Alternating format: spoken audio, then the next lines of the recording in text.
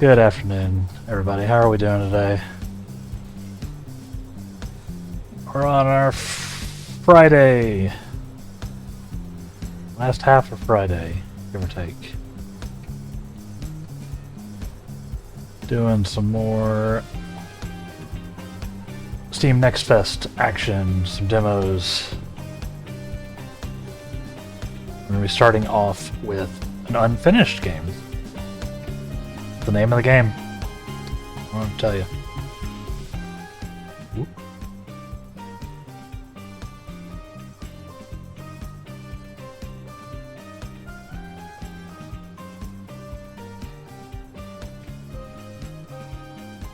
World's Best Dev. Got a rubber ducky here. I thought this would be a cute way to kick off our afternoon. As a bit of a game dev myself, this looked like it's going to be some some goofy fun, even.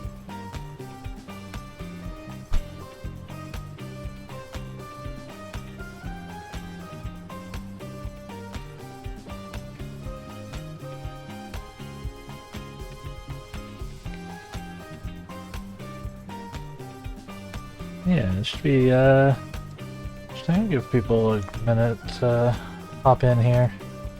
Hope everybody's having a good Friday. Finishing work. I just realized I don't have my light on. Sarah.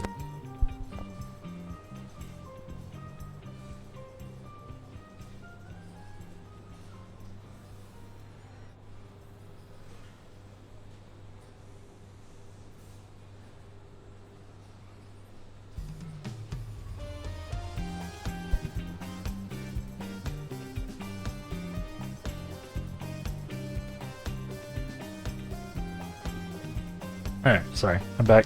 Should be a little shinier now. Yep. I need to get an actual, like, backlight for the stream. But for now, this works.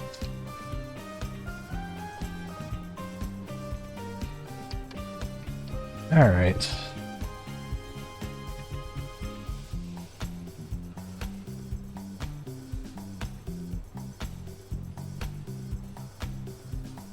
Let's go ahead and pop on in. See, we already checked all this. Why?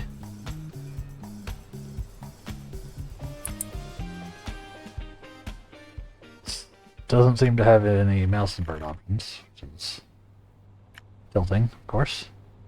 Welcome to the Unfinished Game Development Testing Facility. Press any key to continue.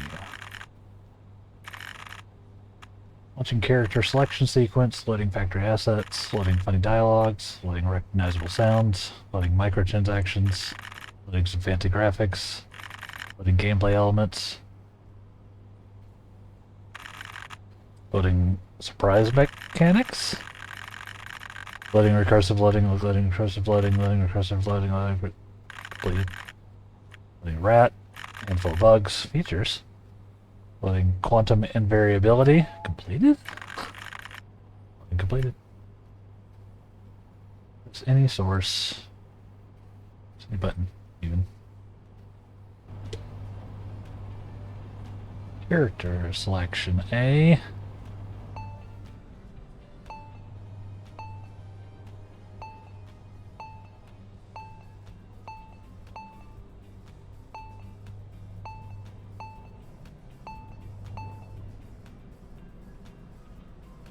I gotta go with the blue guy, obviously.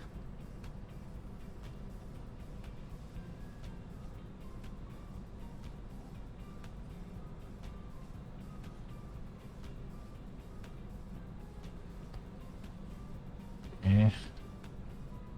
Turn a message. Yeah. Okay, we're gonna choose this guy. We'll be able to change it. Yep. Well.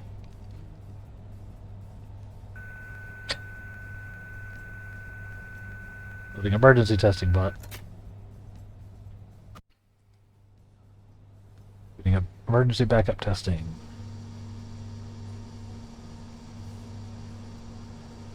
Which Would you not let me invert the mouse? Games, please let me click a button there.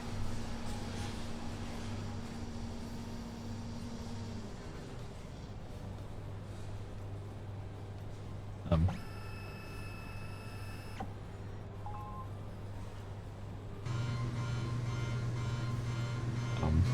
Ah! Removed content. This is remove.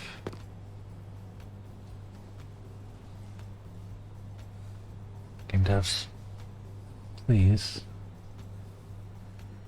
put in a mouse invert. Please. Please. It's so very awkward for me to have to not do it. Do not make me join your Discord entirely just to beg for an invert. Just invert. I'll do it.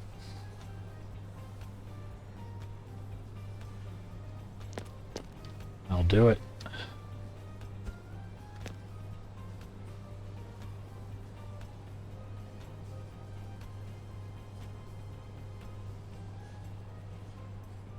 Alright, let's get started.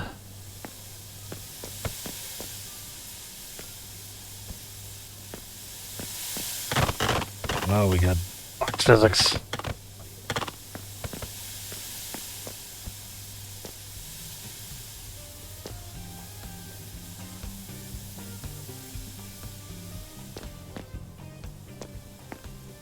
Work hard. That's it. Work hard. I want you to find out books. Hi. Oh, hi. Alright, I was supposed to guide new testing bots in the first section, but I was cut from development. Oh, yeah, just continue. I'll stay here. Understand.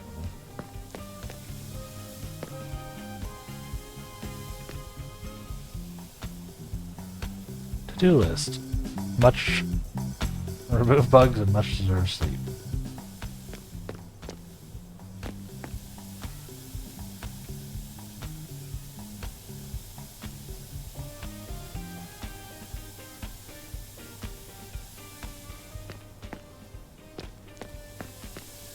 Character selection and maintenance. So guys? Yeah. How you doing? One of those days, huh?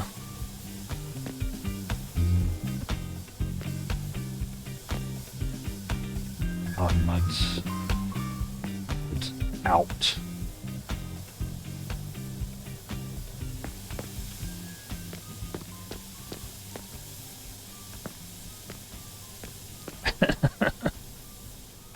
There's my character selection. Haven't figured out how to open doors yet.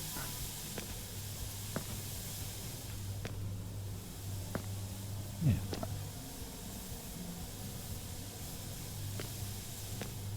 Thank you everybody for hanging out with me as we've gone through this week. We've had a good week, honestly. We've got our new Patreon online, although it's pretty bare bones at the moment, admittedly. We've been playing some cool Next Fest demos. Had some additional, some people lurking in the chat, and old friends coming to support me as well. Very fun. Bye. This has been good, so thank y'all. Gonna do it, keep going. We got a Game Dev for Dummies book here. Pretty hard at times. Do be pretty hard.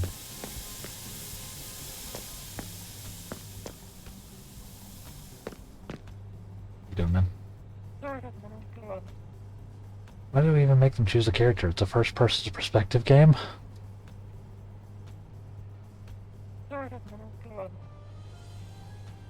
No. Sometimes people want to know. Oh yeah, sorry about that accident. We have quite a lot of bugs. Hey, at least you're not one of them. Anyway, to start working, just take the elevator ahead.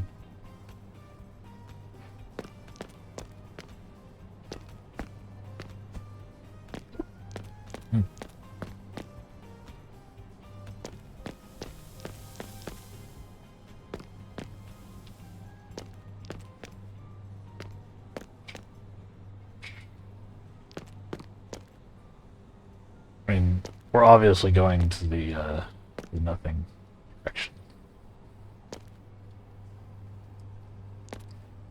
Work harder, we need to release the game soon.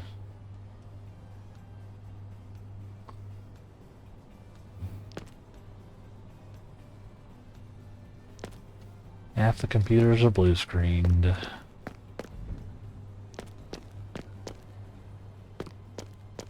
Wow, nothing. Amazing. Guess I asked for that, huh?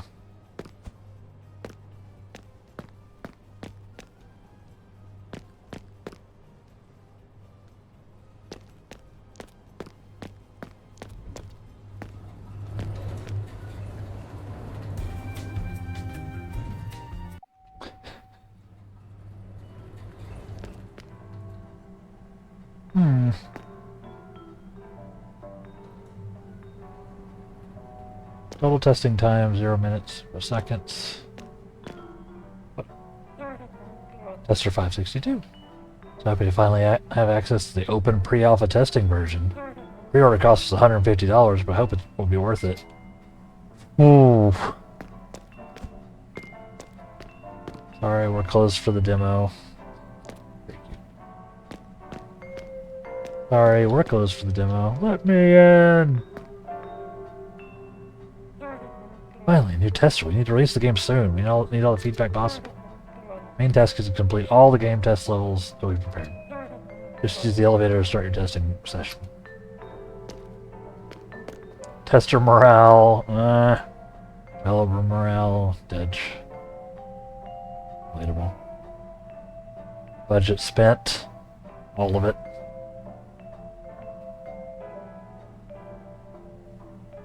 The end is also closed for the demo.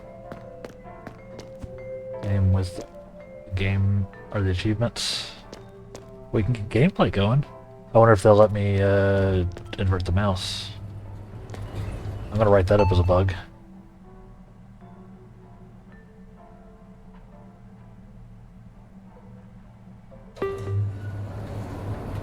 Bet. Tutorial. You always need one.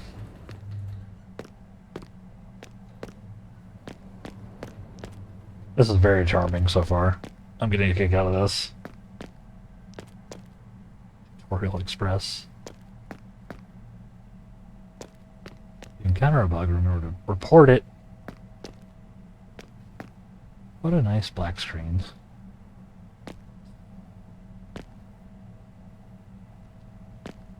PC ran into a problem. Let's see.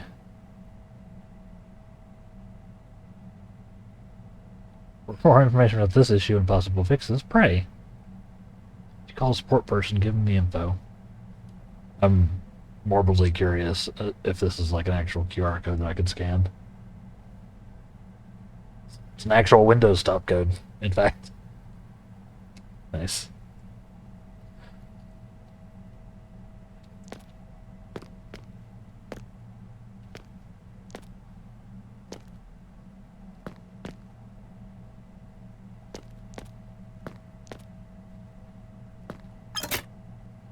Objective, reach the ending elevator, catch all the bugs, try to live with all that UI. Minimap and directions, objectives list, health, mana, and stamina.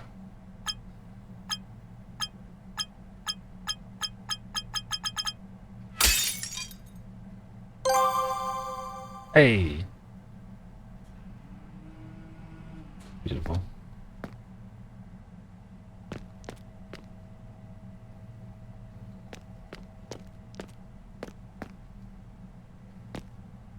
Oh, guys. Gameplay loop. Catch the bugs, reach the elevator, experience unexpected content, have fun. This looks way too complicated. Wonder if I'll be able to finish it. Be real. Hi.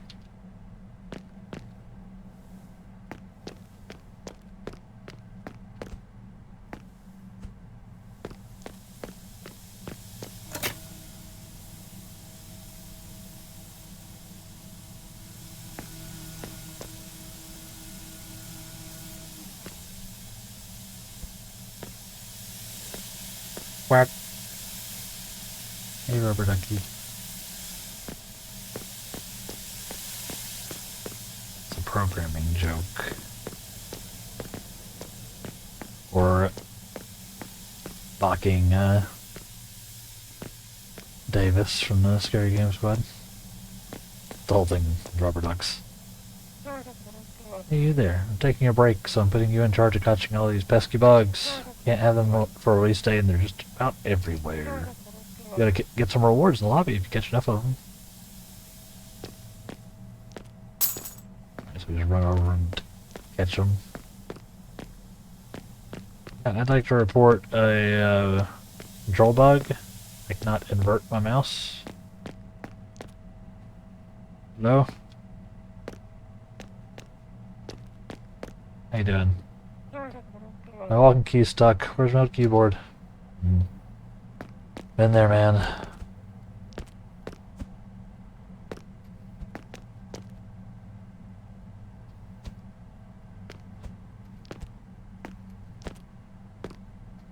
Hardcore.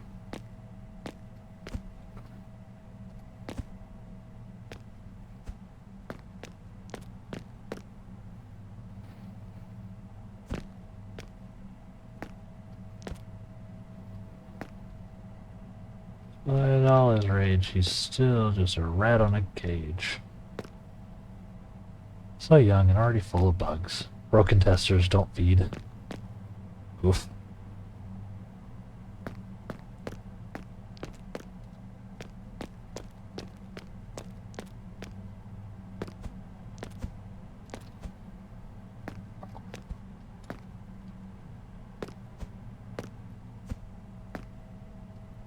Good. Oven? Okay. Anything else up here? Make sure we get all the bugs. For all. I am a QA tester.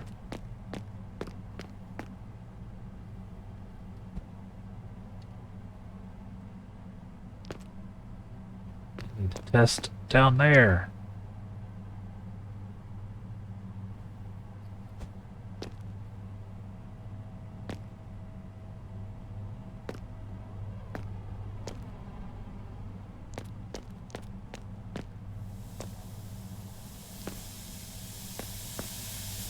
Leg.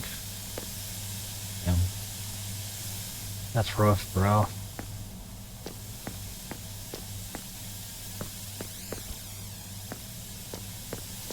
Alright, alright.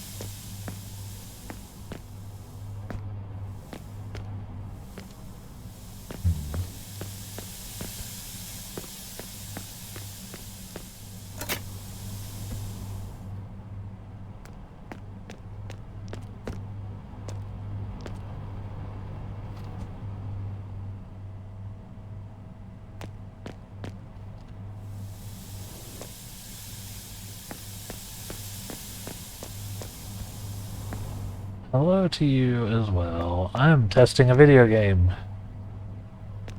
I'm a QA tester. I have to find all the bugs.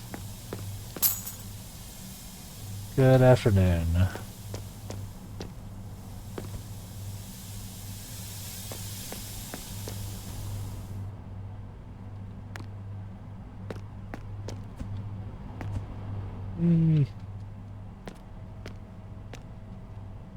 This is a...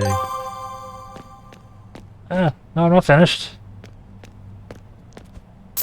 More bugs to collect.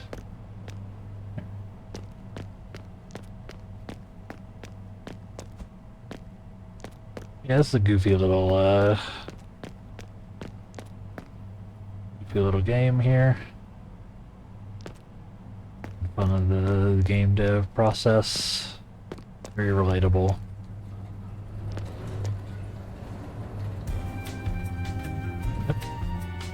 Feedback report. The player is able to follow a simple task. Overloading this layer with info is essential for a good experience.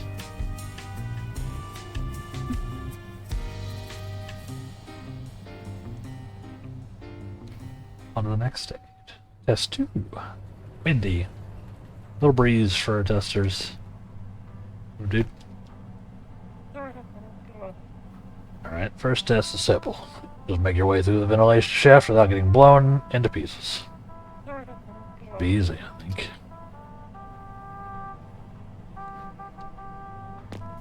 The first bug I reported is that there's no mouse invert in this game. I'm stuck looking in the wrong direction constantly.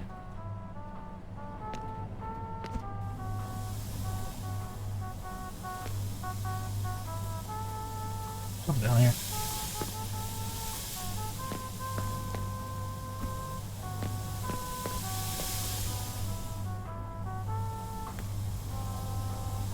This area to MD.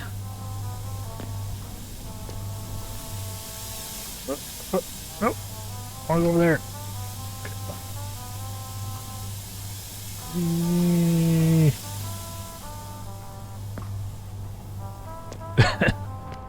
See? Ah!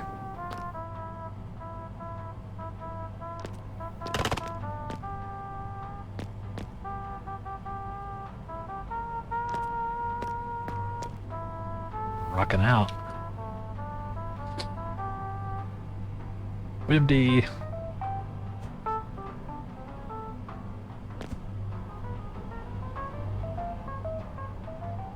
Missed.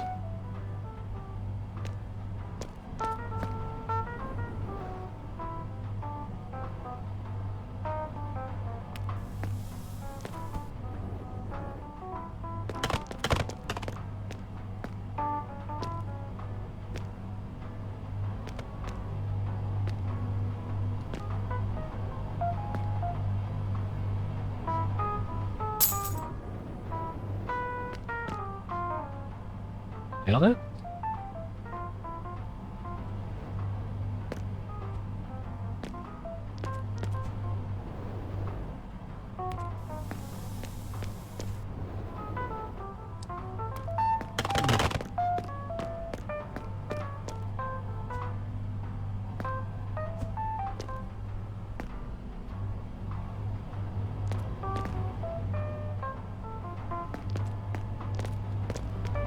Launch myself through this window. They'll let me.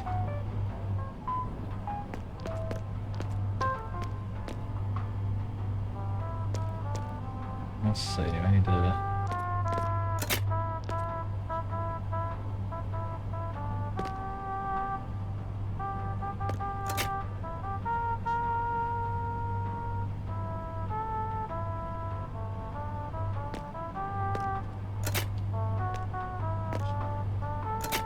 Oh, I got that backwards.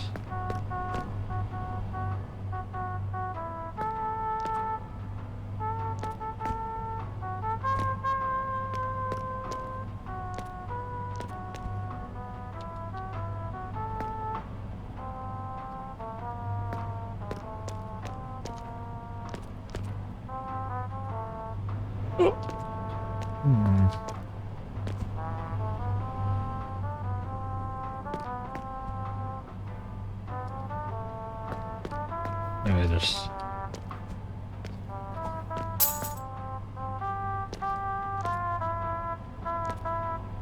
Central turbine. Yeah, this game is very charming. Very cute. Hey! Hold up. Here's a tip for the incoming test. Loris, Lorem ipsum dolor. Nice. Infector epsisting that idiom actor nisel orna. Ed imperiet massa pelintesc oratum. Orbis suscipit magna et ac Glorisc luctus. Reminds you of the lab. Yeah, it's the like the similar games thing on Steam had it similar to like Portal and Stanley Parable, where it's like most Like the two that were on the page. I can see it.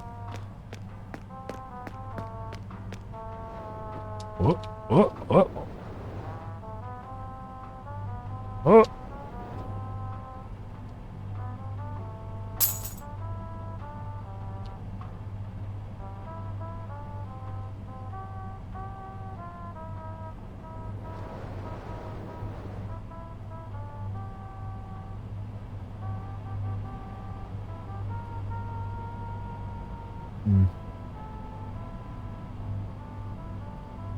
I should be looking up instead of down.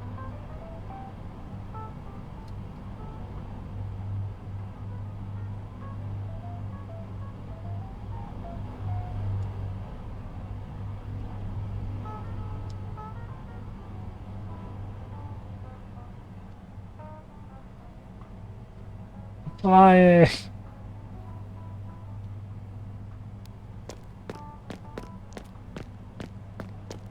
Oh yeah, yeah, the air vents from Half-Life. Yep. Ooh. Touch. Hmm. Hmm. Hey. Hmm.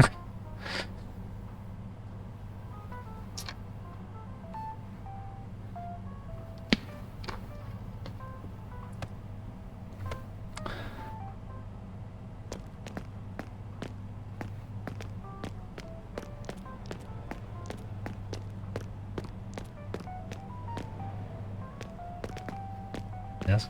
This game is very fun. I thought it'd be a neat little afternoon start.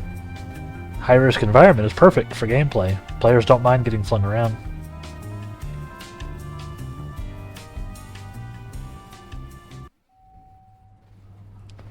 Freefall. Up is down. What, manager? Instructor? Alright, in this level, the devs missed a bit with space physics. Don't worry. If you fall, you get right back to where you started. Hmm.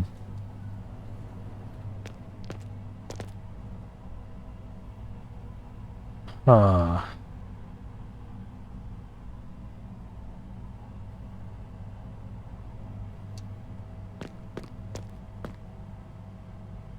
Pleased to meet you. Hey.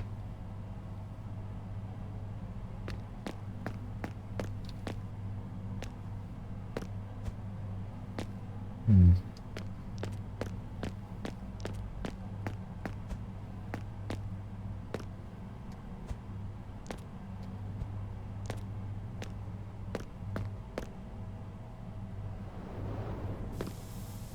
We're still good.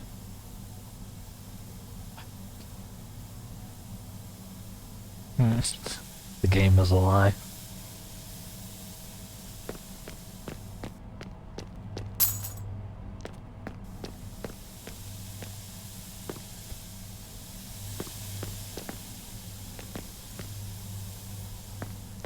That guy. Fellow testers didn't make it.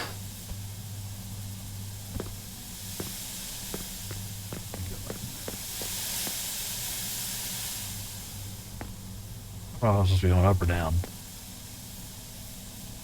Just down.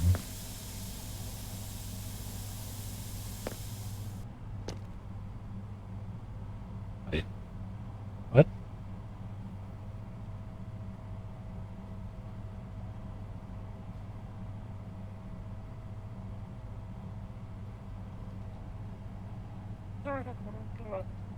It's just space physics. Or, oh god. Okay.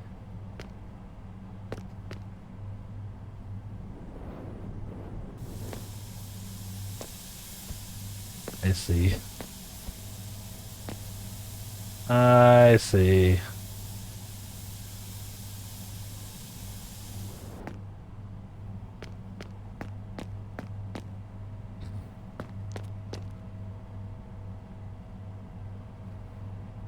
Portal testing, huh?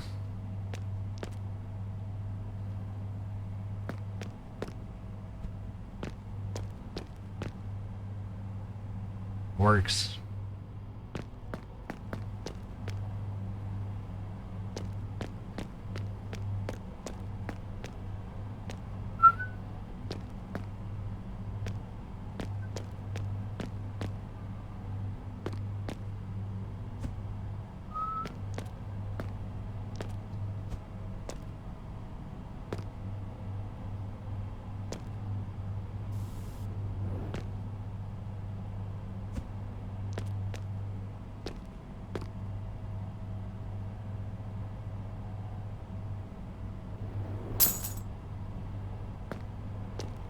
Let's see.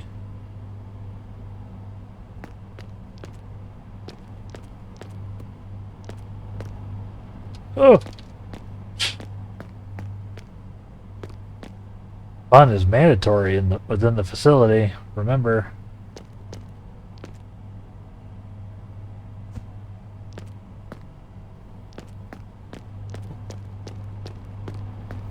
Oh, no, no, no! Oh, how dare you.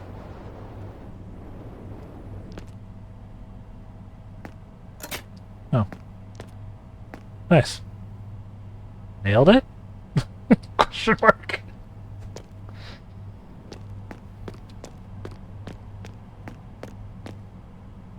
Game Day for Dummies.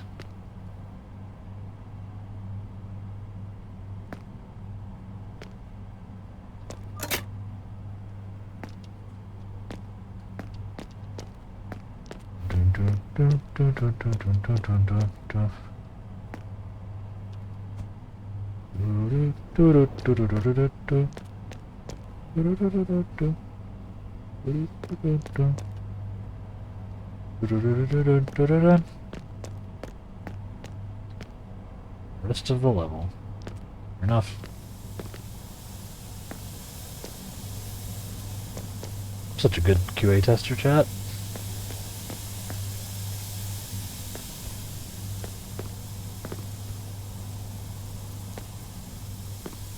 Thank y'all for hanging out with me this afternoon.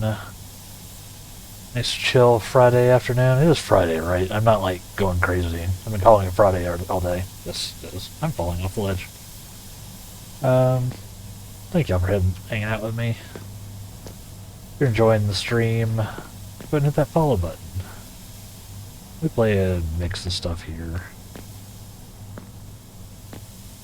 I endeavor to make it all fun. Everybody? Don't worry about me, I'm just hanging out here. Get it? I appreciate the goof. Definitely Saturday Eve. That would be rude.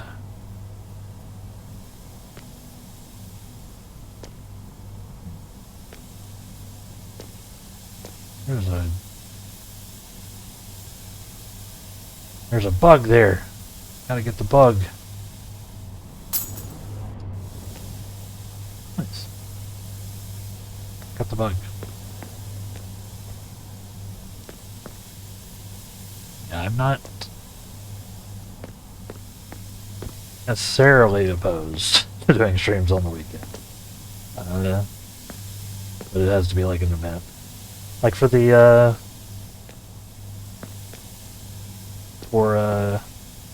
PoE had a Gauntlet event, which is a hardcore, like hardcore is you die, your character dies, type thing, with like, the entire campaign had like crazy mods added to it to make it way harder, and like bosses had new moves and stuff. It was very fun. Like for that, like I played like all weekend. Like I streamed all weekend. So like events and stuff, you know. I'll do like a weekend stream or an evening stream. Yeah.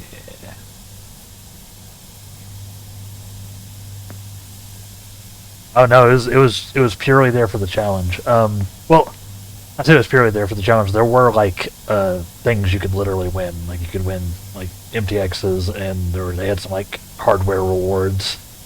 Like if you got certain like levels, that you got entered in for like raffles for stuff, that kind of thing. So it was like a challenge event, and then at the end of it, you could potentially win some stuff depending on how good you were. And then they had like certain like bounties, so to speak, where if you did something a certain way, you'd get some cash money for it, that kind of thing. That was all for the racers and such. I didn't win any money off of it, but people did pretty well for themselves. Some of the faster PoE boys. There was like a solid like actual prize pool.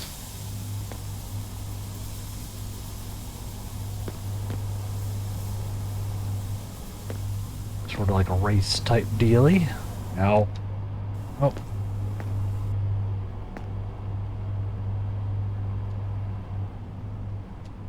Ah!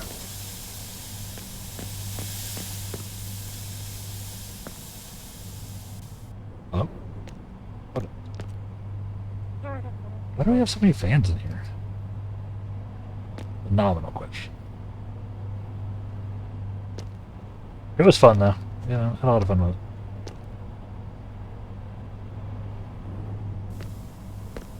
Where they want me to go, but are there any like bugs? Anybody see any bugs? Bugs down here? Work hard, that's it. Work hard.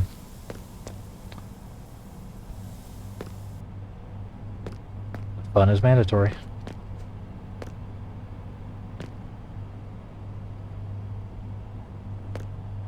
Yeah.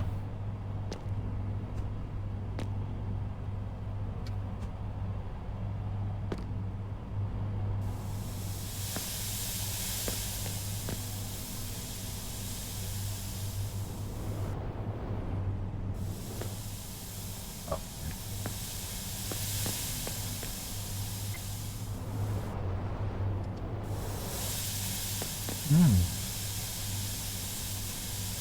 Understood.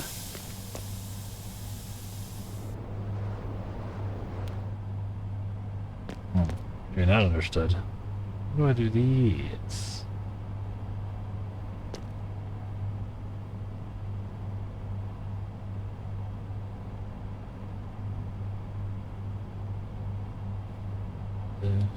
Jump down in front of these, right?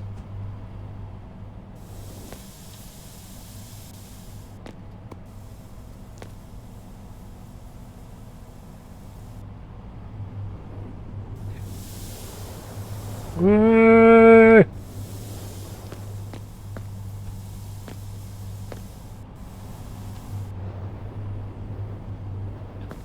Nailed it.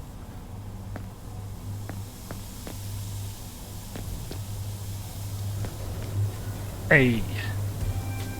Players looked at the notion of infinity and it stared back. Falling is fun.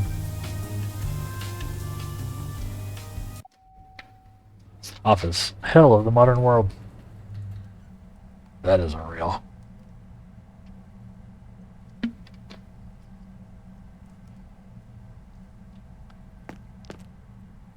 Hello. This is the way.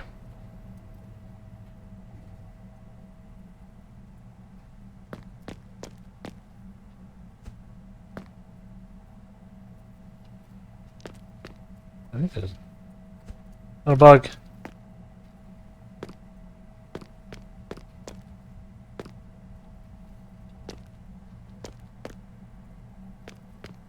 No bug.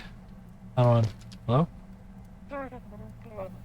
Can't you see I'm busy? Go ignore someone else.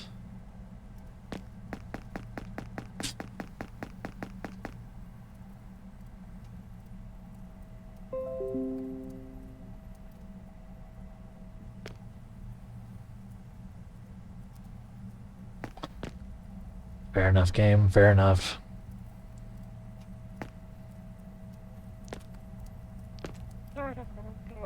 I'm getting fired. Yeah.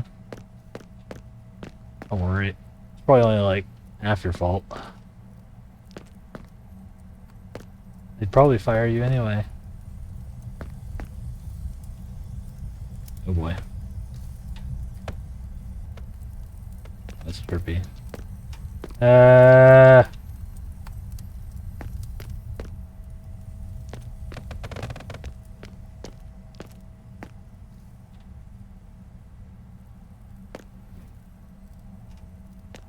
Oh boy. Oh boy. Oh boy.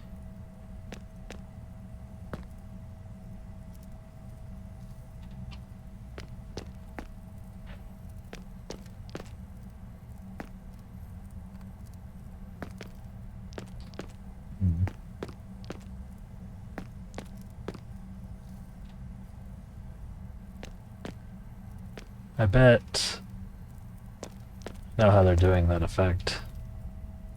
Got any guesses, chat?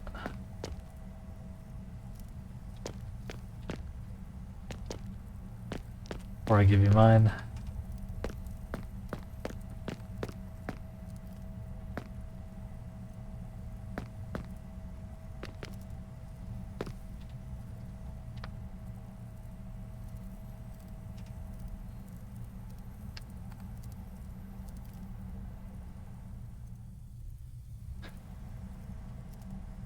Wow, you're not giving me your complete undivided attention at all times? Jeez. No, on how they're doing this effect here. Yeah, I'm walking here and then... Wow, I'm suddenly on the wall.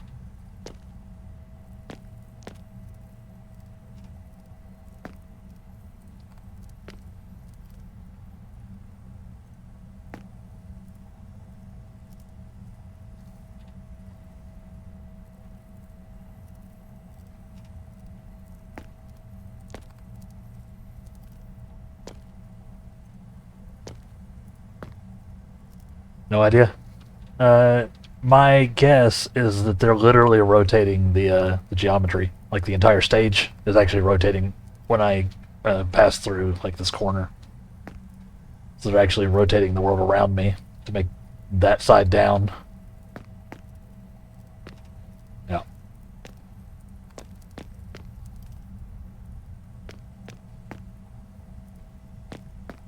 Yeah. I know from experience because I've been trying to do some stuff with in Unity and Unreal where I'm playing with where I want to play with gravity, like so do something that looks similar to this where I'm changing what orientation down is, and those engines do not like you messing with that. So I'm guessing that the this was like that idea was one of the ways I was thinking about like getting around it. But it depends on how your game is set up, obviously.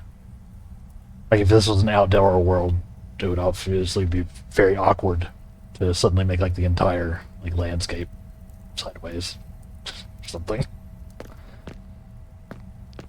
But not impossible. It's one of those things where it's way easier to move the level, which is normally a static like object, than it is to like reorient the character and his camera and all that weird stuff. Does that make sense? Feels very Inception-like, yeah. For sure. I can't work under all that pressure from above. Can't get the guys down below to work. Oh, I see. But he's a worker. And the manager is literally up above his head. Not gonna say anything.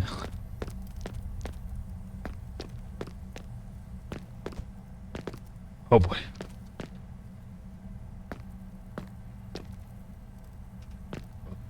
What have I done? Oh, I'm on this. On the couch.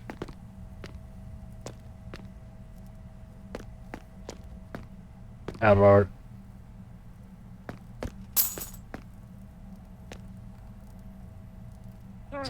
Oh god. Good aesthetic in here. Good retro feels.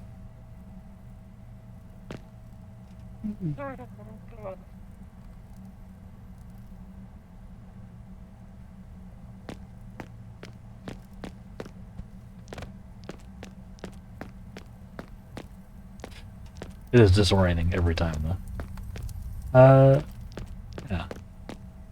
Very cool game. I'm getting kicked out of this. I love me some game dev nonsense games. You sort of take a game and you're like, yeah, do whatever the hell you want with it, because it's a video game. And couching it in it being, you literally being a QA tester. Pretty fun.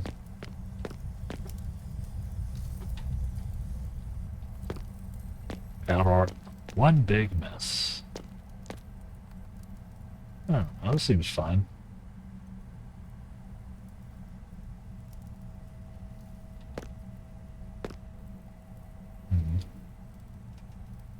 Any bugs? Bugs.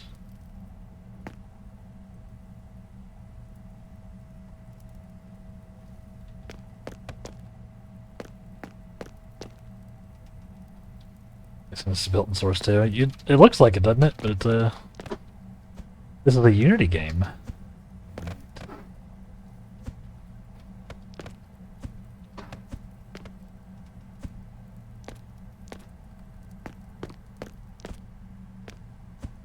Yeah, they have the source like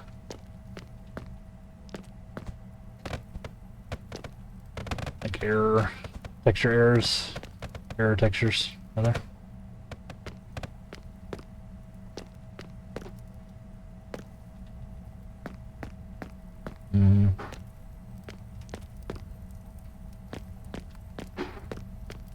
Yeah, there's a lot of good engines nowadays. Game devs would be eating good if not for all the nonsense. Get up there somehow.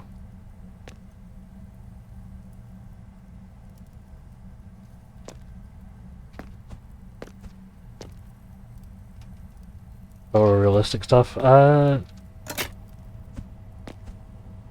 Source or for Unity? For Source, I have not seen it. I think.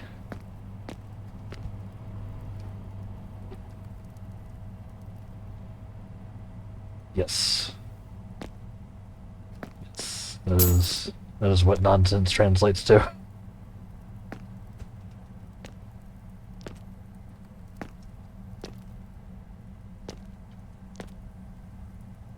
Unity? Yeah, I've seen some of the crazy stuff they're doing with it, yeah. It is wild.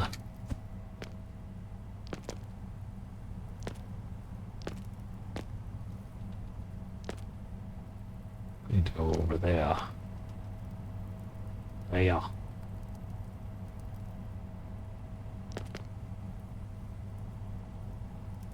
Pretty impressive. You can do with like, or what just like indie developers can do, honestly. It's stuff that's just available now.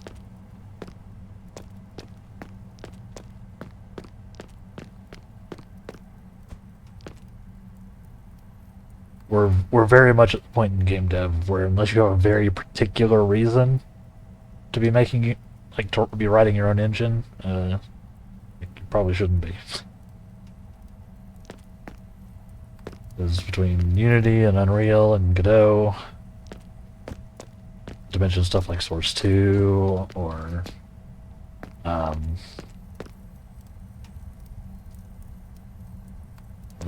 few like even stuff like RPG Maker, which is pretty simple, but you can make a decent retro RPG in it.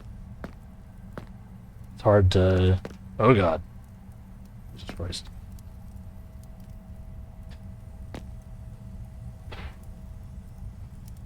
Yeah, it's hard to justify making your own engine nowadays.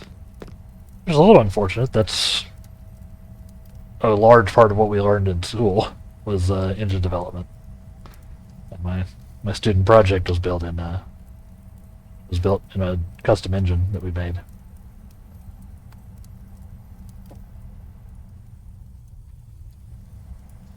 Still valuable, obviously, but getting sick from all the gravity changes. What do you mean? This is not nausea-inducing at all, right, chat? Still got to install a Miller project. Yeah, containment was great.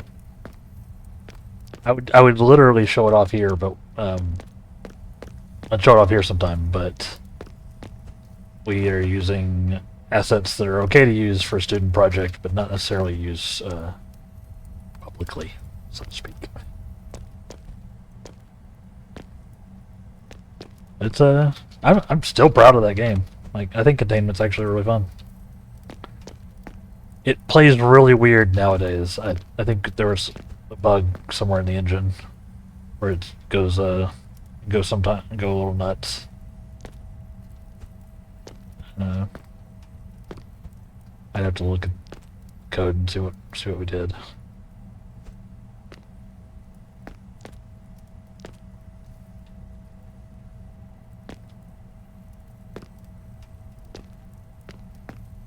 Yeah. Yeah, it's fun. I had a lot of fun with that.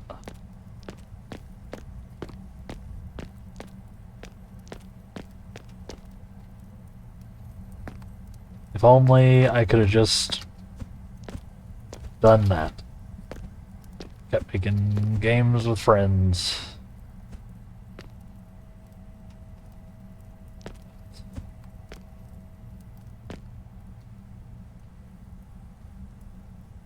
We take what we can get when we need to pay off student loans. I still haven't done. Still have so much student loans. So, you know, sub to my Patreon, guys. I could really use the help. Yeah.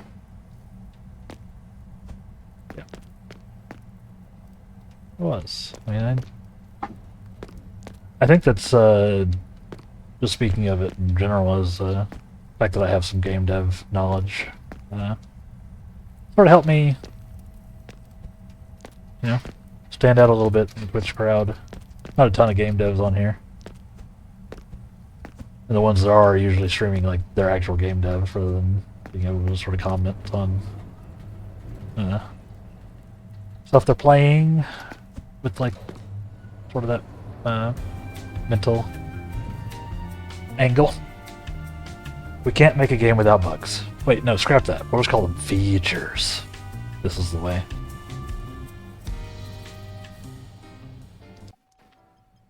Test Room 5, marketing. Make AC? Yeah, that would be a whole project.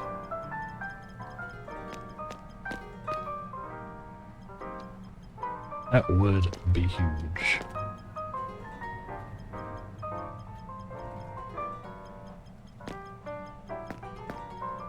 Game department and the marketing department.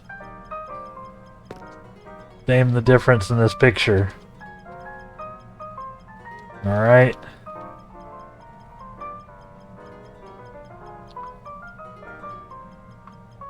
Imagine that game made in Unity. I don't know if Unity could handle the levels. Or like the map, you know?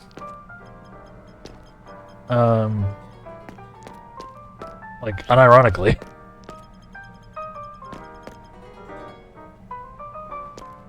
Yeah. The thing that they did, where, you know, like, you know, the overworld being literally the size of Rhode Island, I don't know if Unity could handle that without it, like, self-destructing.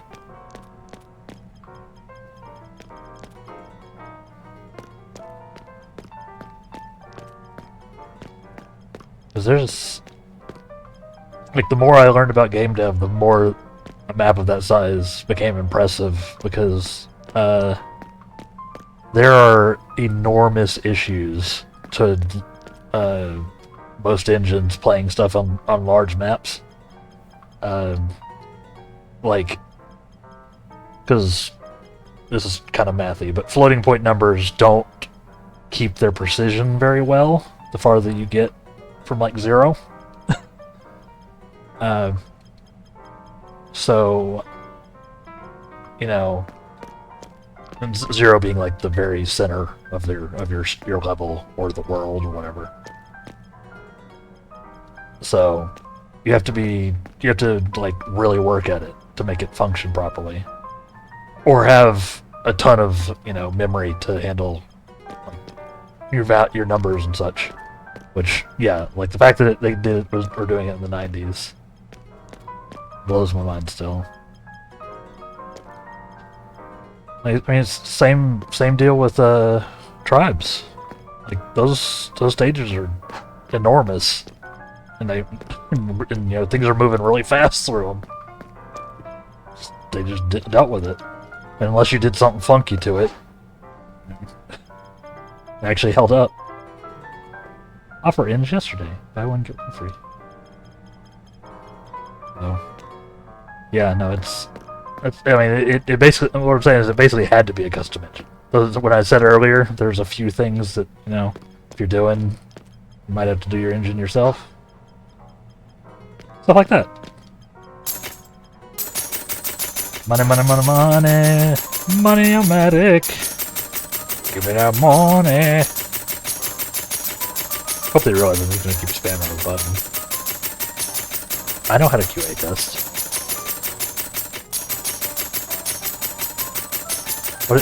What kind of variable do you think they stored this in? Oh, you can't see the there. Oh, no, there's my chair.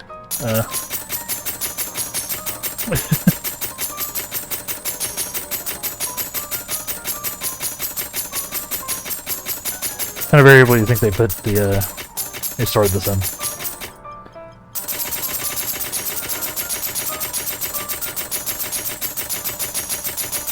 So yeah, I don't know if this could be or like an actual install could be a Unity game. They would basically have to make it like instance, at least in some fashion, even if they're doing like some stealth loading, which a lot of games can do.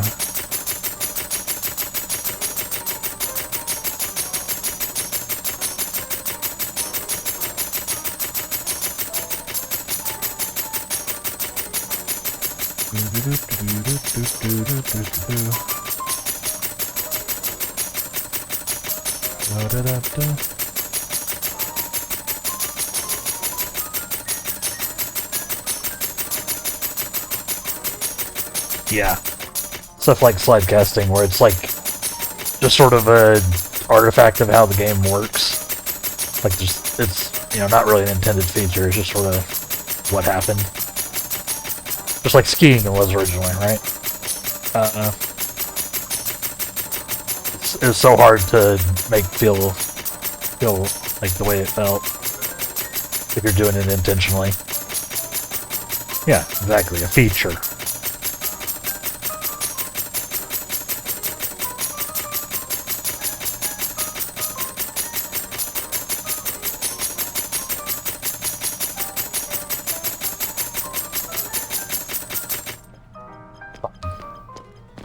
You've beaten me, Money-O-Matic. If I wasn't streaming the game, I would just sit here and spam that. How to gain more profit. I'll see if we can read this. How to gain more profit. Need more microtransactions. You're right. They're right.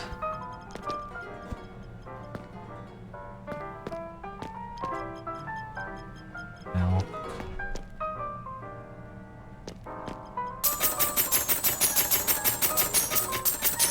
Yeah, if I was doing it myself, I literally would hit it at least 3,001 times.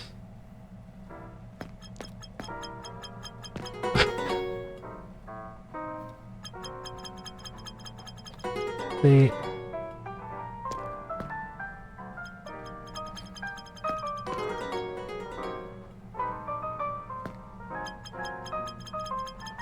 This is funny because, I both made slap games, and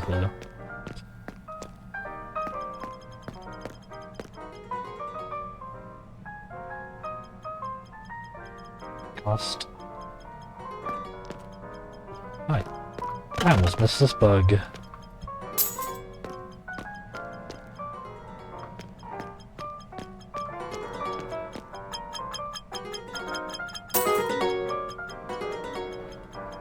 Nice.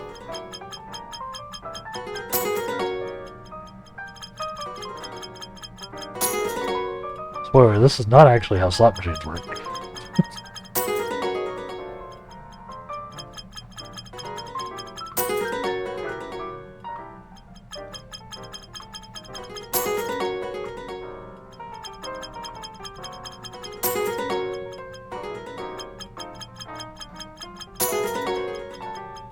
Yeah, this is not actually how this works. I won't go into it, but slot machines are not designed for you to consistently make money on. Spoilers.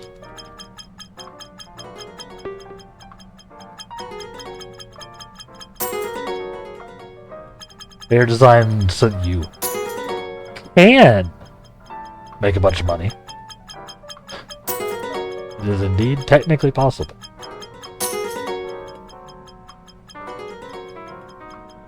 No. No, I don't. I think I would essentially have the same odds as anyone else, which means there's a chance you can go up, press the button once, and hit like an insane jackpot. But they're explicitly and mathematically designed for over time you to lose money playing them. That's like it's literally a science. So, and there's nothing I can do on my end to manipulate it. It's entirely a bunch of RNG with certain weightings.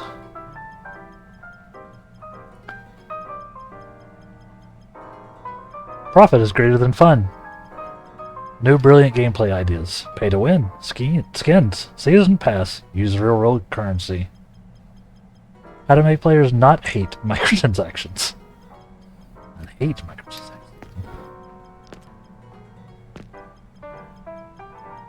Buy one, get one. But yeah, no. I'll say the same thing that I've always told people when they ask. If you're going to a casino and you want to play the slot machines, consider it you're paying for the entertainment of playing the game. The same as if you were like renting a movie or something, or going to the movie theater, or buying a game. You're essentially paying to watch the flashy lights go burr. Yeah, exactly. Go for the social experience. Yeah, stuff like that. Do not go expecting to ever come out on top. If you do, sick. Props. Because it could happen. Like, when they say, like, all those awards that are on there, those are legitimate. Like, they're legally required to be able to be won. But, don't expect to hit any of them. Most of the awards are there to keep you playing longer.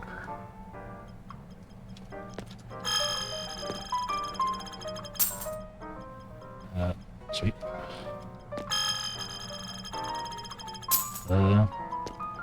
Yeah, I mean, it's not that they're not fun, and it's just you just have to go in knowing that you're intentionally spending the money.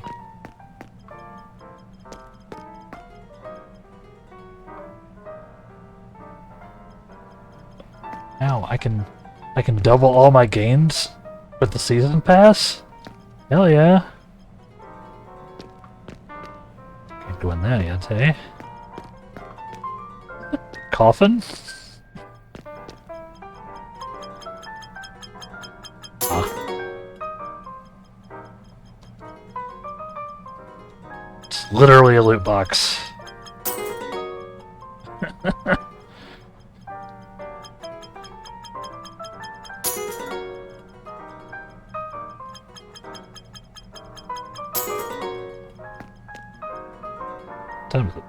Oops.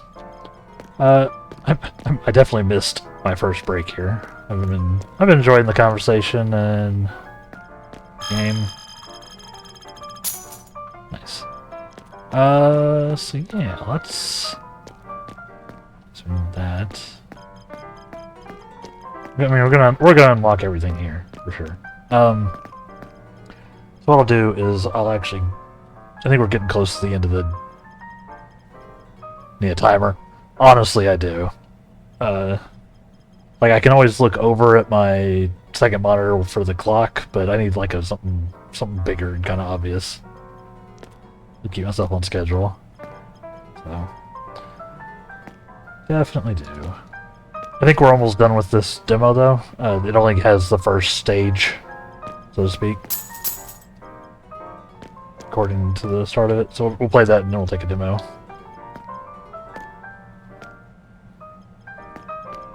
Write myself a little timer. You don't even have to nowadays. The Windows comes with a built-in timer app, so I just literally need to remember to actually put it like up and like lock it in front or something.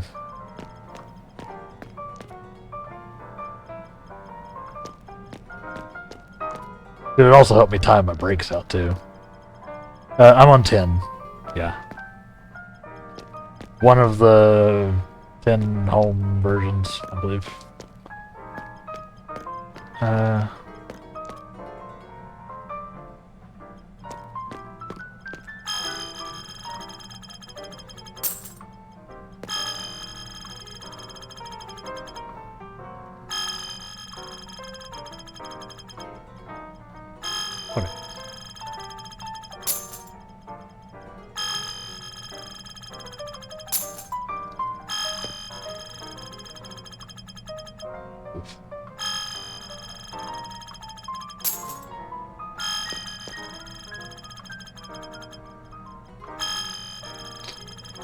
Yeah, I am on Windows 10. Home something or others. This is an upgraded install from 7, I think. Actually, this might be a fresh Windows 10. I can't remember. What CPU? I am on a 5900X AMD.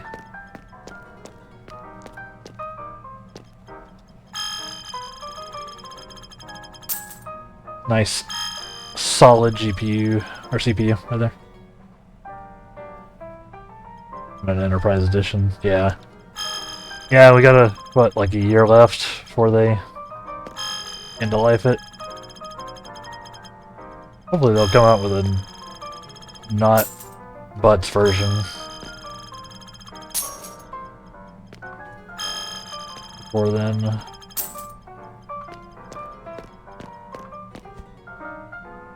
Gold Edition Prestige button.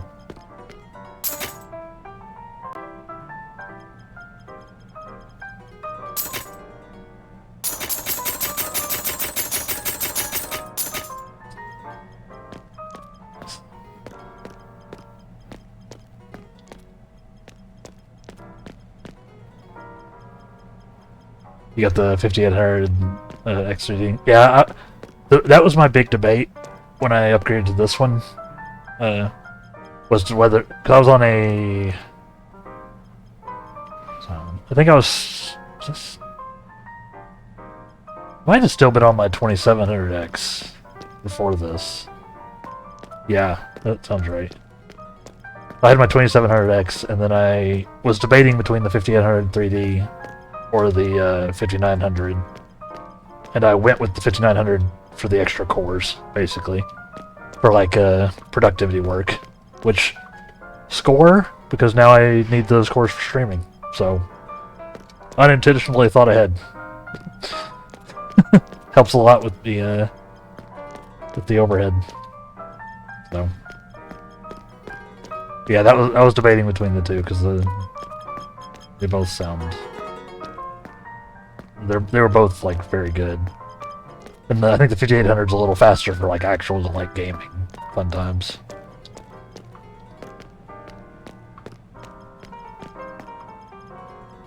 Between the 5950, yeah, I did look at the 5950, but I was like, that's just too much. Yeah, it's the 3D, the tech they've got in the 3D CPUs, yeah. Is actually so wild.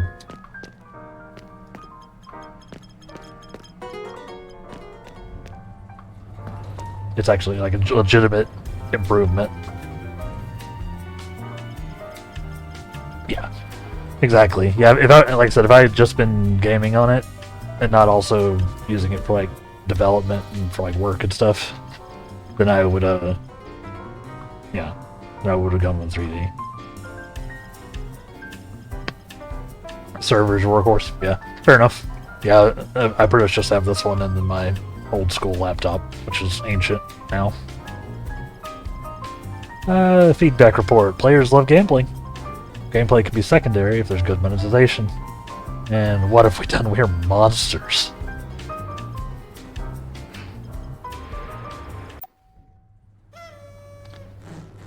Hey! We did it! Hey, congrats for finishing all our tests in the demo. The developer. We're currently developing more levels in hopes of releasing the full unfinished game soon. So stay tuned. And if you want to do more testing for us, add the game to your wish list. I think I will. This is very charming. We probably could have finished the test slightly faster if I wasn't rambling about things, but that's content, right? That was only 56 minutes. Weird. So happy to finally have access. Oh, yeah, this is the guy who pre-ordered for 150 bucks. So he could become a tester. Big ol' oof.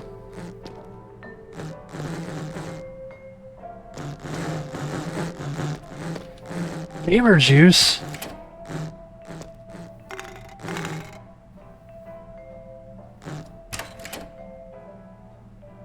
Thanks, buddy.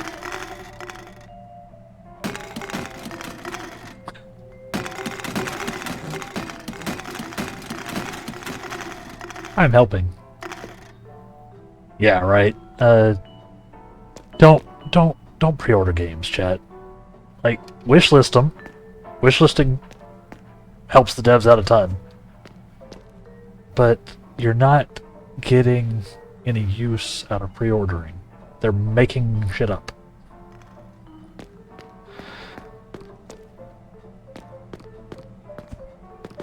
If you stop pre-ordering, they'll stop doing it. At least, like...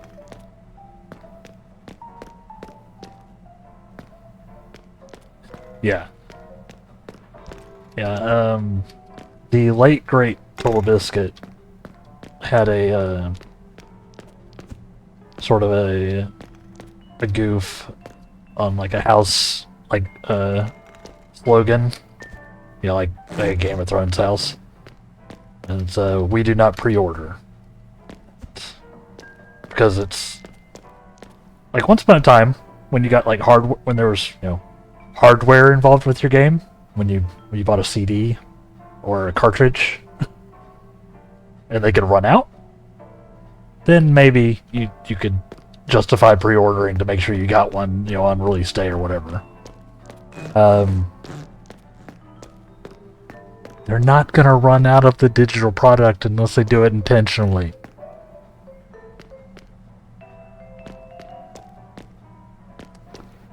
So, sorry. Stop ranting. Yeah. So the only time I have ever pre-ordered is if I already knew I was purchasing the game. And that's a very, very small list. Like, could probably count it on one hand over the last 15 years. So just don't do it. Just don't do it. The game's still gonna be there. I promise.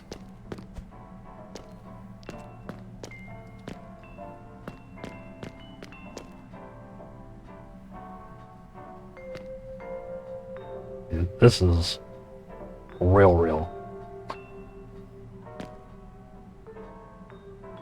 Last game your pre-orders left for it too. So yeah, so I got 15 years.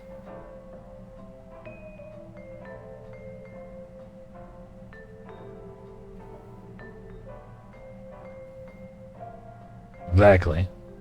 Yeah, like, if you already know you're in, or like, let's say you've played a demo for a game, like that, like, you know, like we're doing here, so you know what you're getting, basically, then you're pre-ordering, but you're not technically even pre-ordering because you've already played the game.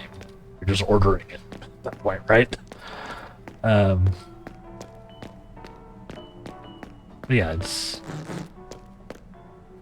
like, I get it. They do exclusive stuff, but yeah, like you said, sometimes that exclusive stuff just ends up everybody getting it anyway.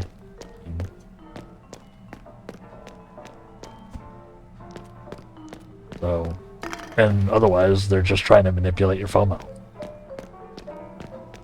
So, in closing, this is a very cool, this is a very cool, little riff on game dev. Uh, I will, be putting it on my wish list, for sure. If y'all dug it, do the same. Not a sponsor, etc.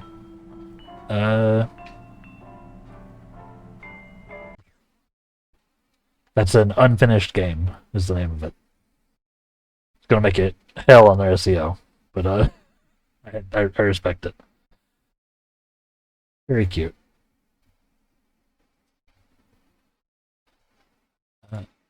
Fact,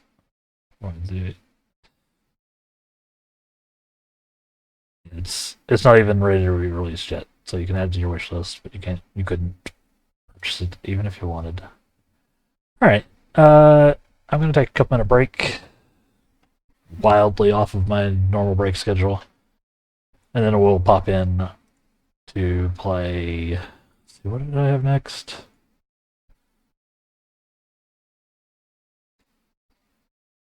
We're gonna play Mouse Busters next, which is a game where you're a mouse, but also apparently a Ghostbuster. So we'll check it out. So yeah, move yourself around, get you something to drink, get settled in for your Friday afternoon. About an hour and a half left of the stream, hour and a half some change. So, yeah, we'll BRB.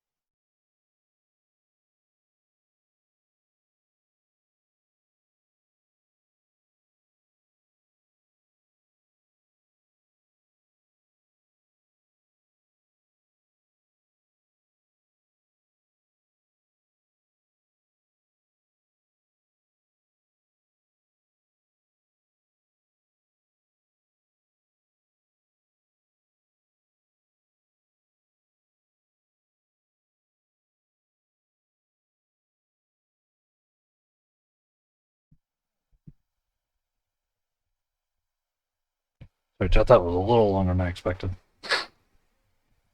Knock something out. Care of some stuff. We are back. Yeah, we're gonna play Mouse Busters next. Here. Powered by Rabbit Engine. Settings. Screen. There we go.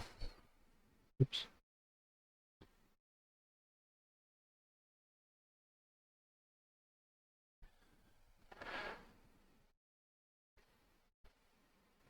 Let's go ahead and update our stuff.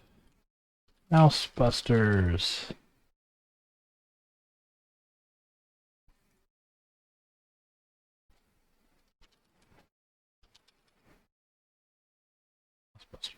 This is all one word. Okay.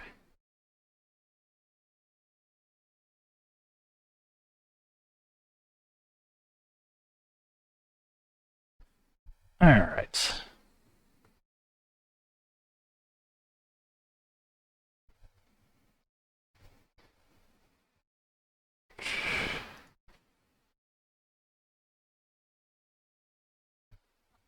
All right, that's all set. We're back here. Let's turn it down. Action button is bottom.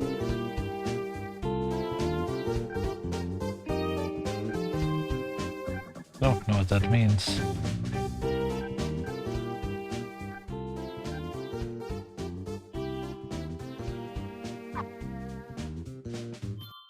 Okay. This looked like a cute one. No idea what to expect.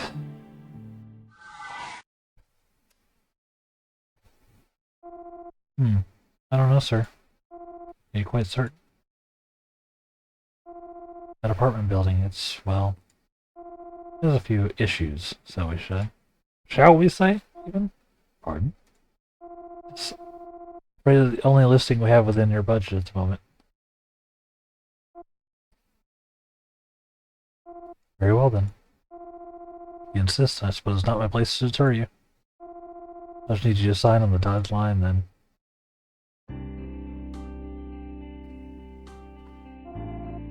You are, sir, your new home. Landlord! You're staying in room 203. Did you bring the key I gave you at signing, I hope? Well, then I suppose I'll let you take it from here. Landlord!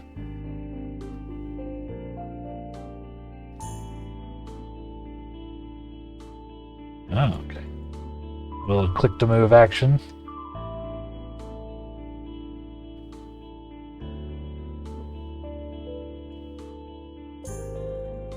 Neat.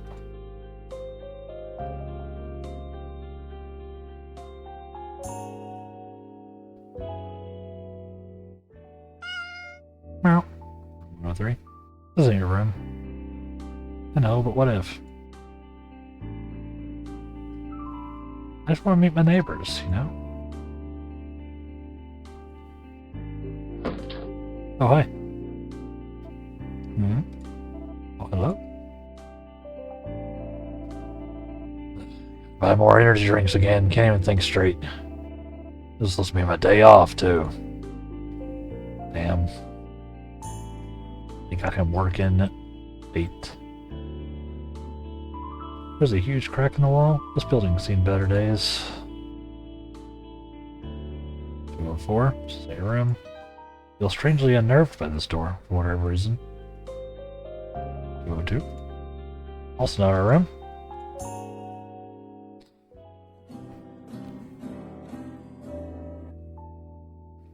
Room 201. This is your room. Fine, I guess I'll go to my room. 203. Here's to be your room. Ready to go inside? Let's go. Look, he's got his own apartment with a view. That. Got a suite here. Should be ready by the time we clear out all the ghosts. We'll start unpacking. Pardon?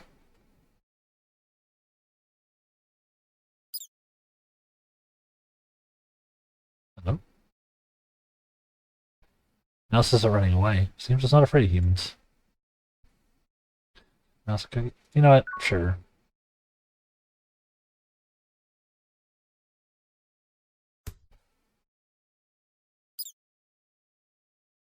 I'm sure I won't regret that. Mouse snatched up the cookie and took off. Feeling pretty tired. Maybe we should call it a day. You can't tell me what to do. Didn't hear though.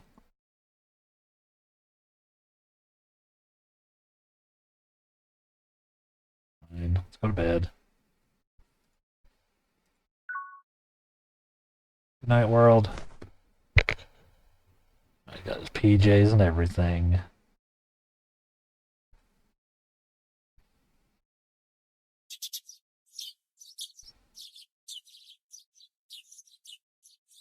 What? WTF, mate?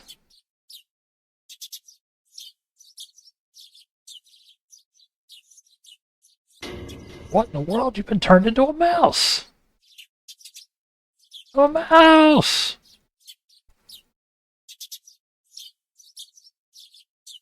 WTF? Hey, you! Hey, you, over here! Yeah, you. Yeah, you. This way, pal.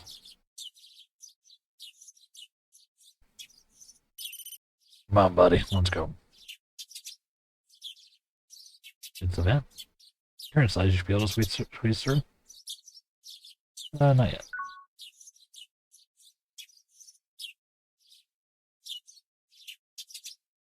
There's anything else we can really do, though?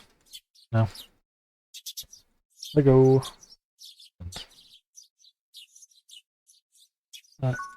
Assuming we can't go out the front door. Shouldn't go out like this. We might get stepped on. Yep. Vent. Go through the hole. Yup.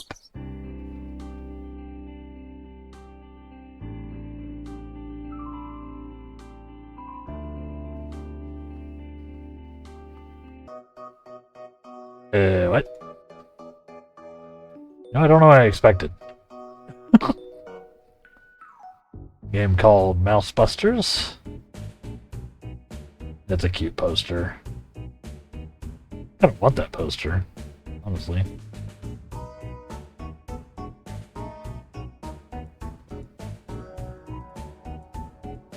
Music's banging too.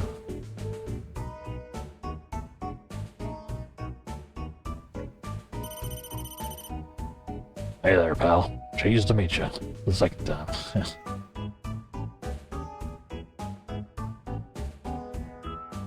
Wait, second time? Yeah, you gave me that cookie yesterday, remember? Pretty rare to see that kind of hospitality in kids your age nowadays. Not bad, pal. You mean going around introducing yourself to all the new neighbors, too. I tried. Then I was really impressed. Eesh, keep it down, will ya? Ain't that crazy now, is it? I mean, you're just a rodent as me. Padre. Yeah, but what even are you? Look, I hear you, big guy. The thin guy, I'd probably be shaking up too in your shoes. For now, why don't you just call me... call me Chief. Chief? That's got a nice ring to it. Not gonna lie to you, pal. Been waiting for a little helper like you to come around for a long, long time now. Don't you worry. I got this gig down to a science. So I'll take you under my wing. You'll be my trusty pupil. You didn't ask for this. Look, I know it ain't the most appealing prospect in the world, okay? I do. I take it you also want to get back in your own skin ASAP, right? You just pull a few more little missions for me, be able to turn you back into a human again. I get you. Probably want some time to think it over. That's there. Just let me know when you're ready to roll.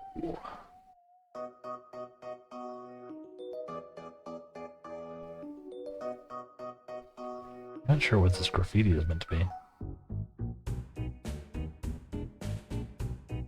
This door is locked. Didn't budge. Some kind of computer terminal. Probably shouldn't touch it. Looks like someone's been sleeping here.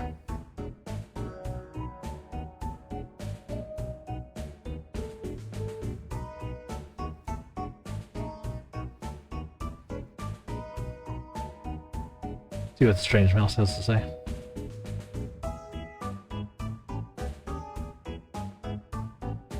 Okay.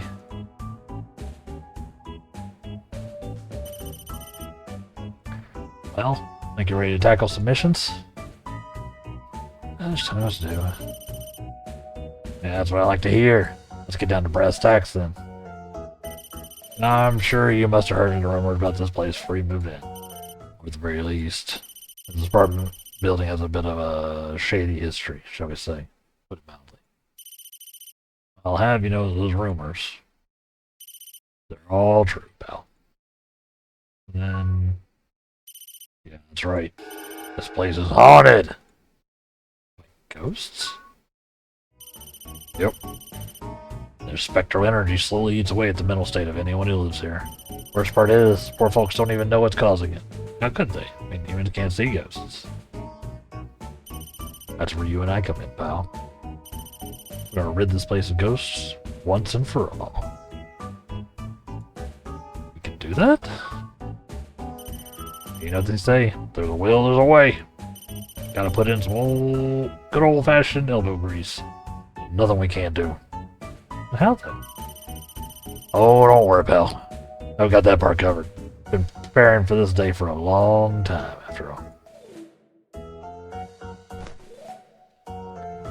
Hell yeah. Hey, not too shabby. Looking pretty sharp. Damn. What am I wearing? What do you mean? It's your work uniform, obviously. Gotta dress for success. First rule of any job. Plus, with these headsets we got on, we can stay in contact even when we're out on duty. Pretty nifty, am I right? All we need now is a kick-ass name. I hereby dub us the Mousebusters. Wait, Mousebusters? Yep, because we're a couple of mice, and we ain't afraid of no ghosts.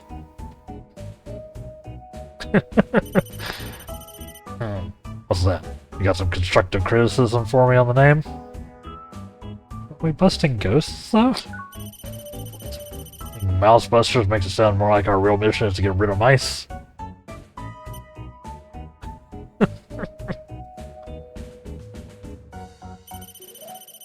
Man, you sure like to fixate on trivial details sometimes, don't you? Look, as long as it sounds cool, that's all that matters, capiche? Now, enough with the unrequested feedback. We gotta get out there and start zapping some ghosts already. Head on out there, I'll tell you where to go. This is very charming. I've been using charming a lot today. That's how these demos have been.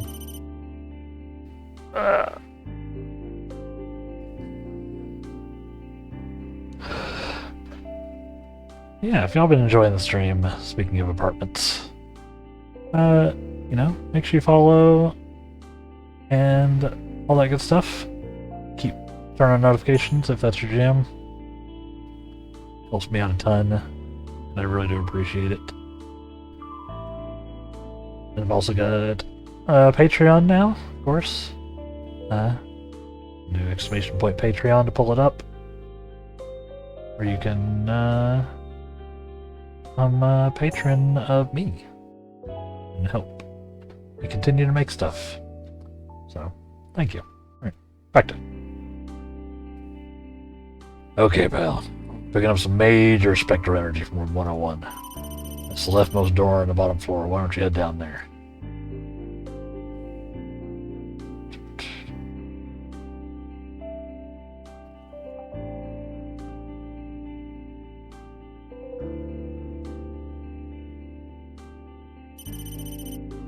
There's spectral energy coming from that room. When you want to enter a room, use the ventilation ducts by the doors. I tweaked them so that we can go in and out without any trouble. Oh yeah, that reminds me. I've done a little basic profiling on each of the building's tenants. Not sure if it'll be of any use to you, but feel free to take it into account, I suppose. 101 is a woman in her early 20s. Bit of a fashionista, as far as I can tell. Seems borderline. I guess this is still in his voice. Woman in her early 20s. Bit of a fashionista, as far as I can tell. Seems borderline obsessed with keeping up on the latest trends. Probably one of the girls who wouldn't be caught dead wearing sweatpants in public, or even run to the local mini mart without makeup on. It's the operation.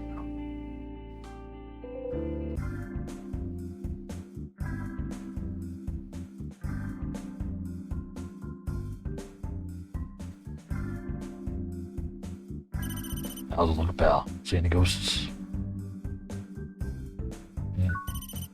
Yeah, I figured as much. Ghosts don't usually like to hang out right in the open. Sometimes you gotta snuff them out of hide. Start by taking a look-see around the room, shall we? What's this? There are a lot of empty boxes and stuff down here, huh? Guessing it's all fashion related. Well.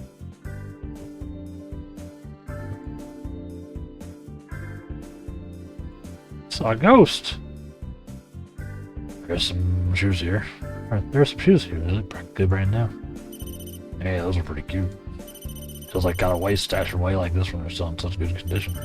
Me, I usually wear my suit shoes until the soles get worn through, pal. Same, buddy. Same. Same, chief. Same.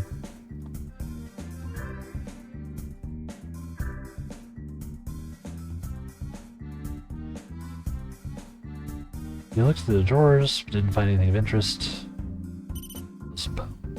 I know we gotta find the ghost here and all, but you shouldn't, you have a bit more shame in rifling through a lady's drawers. Do my job, sir. Yeah, I hear you. If you don't bust the ghost pronto, it'll be this poor girl who will have to keep suffering consequences. A little invasion of privacy is a small price to pay for the greater good. Let me stop you, pal. Keep it good work. I don't know about that one. There's an assortment of clothes and accessories in there. There's an assortment of clothes and accessories hanging up here. You're like she sure buys a lot of clothes. Wonder how the heck she even decides what to wear each day.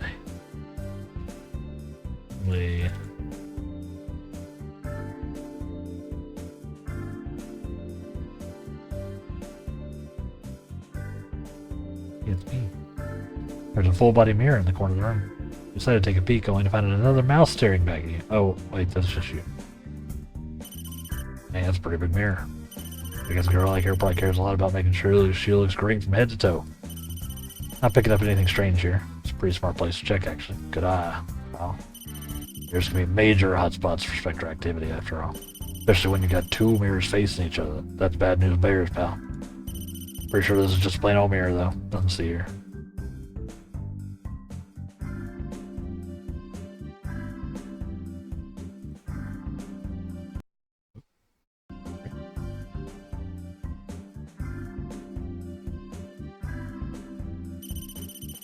Looks like there's some stuff up on the table here. Better not go up there while she's on the couch, though. We'll definitely get spotted. They're looking elsewhere for now. Tenant's about to get up and move around. Better go hide, pal. Not sure why. It kind of feels like someone's been watching me lately. I feel so restless all the time. Maybe I'm just stressed out. Should go put on some new clothes. Not a peephole in the wall, is there? Not that I'd have anything to be embarrassed about, of course. I always make sure to look presentable, even at home. Yeesh. No, that's beside the point. What the hell? Ugh, whatever. Hopefully it's just my imagination. Well, looks like we found our ghost. I just gotta go over and zap it. What should I wear today? Oh, I know, I should try on that jacket I bought the other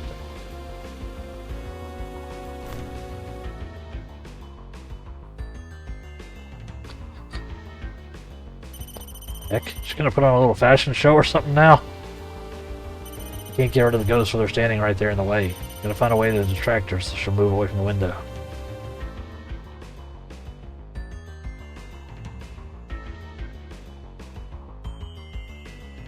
Looks like she's got a fashion magazine plus some weekly periodical.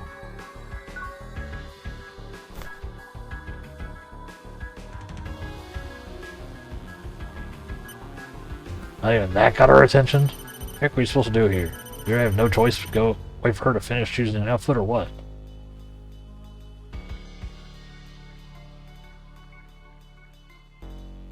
Magazine is open to the current trends article. Stash those bulky sweaters away and embrace the spirit of spring. As always, spring fashion is dominated by pastel shades and soft color combos that warm the heart and comfort the soul. Tune in to Trend Trackers on this week's episode. Spring fashion ranking, only on Channel 4.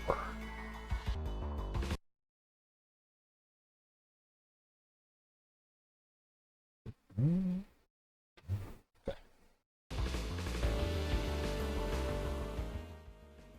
Turn that TV on.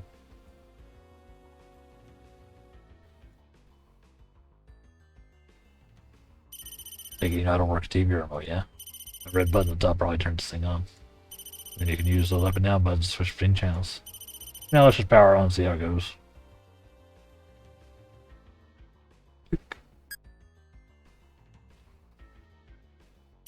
Wait, I love this show. Got us some entertainment. All the regulars they bring out are super funny and have a great comedic time. It's real right. It acts like Break Stepper, which is one knee slapper after another. And there's duos like Inspire, who riff off of each other so well it's like a straight up nuclear reaction. Looks like a pretty solid lineup tonight. Should be a good show. Whoops, what am I saying? So I got work to do. Now let's go hide and watch how the girl reacts.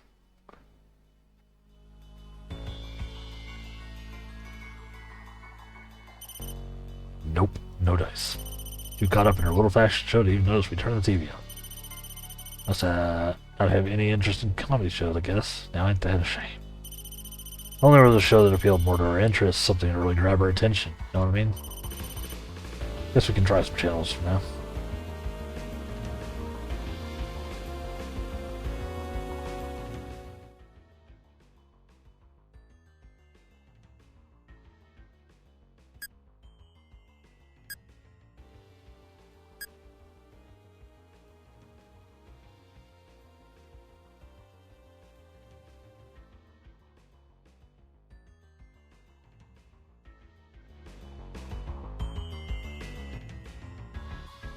Now for this year's latest fashion trends. Oh, my favorite show!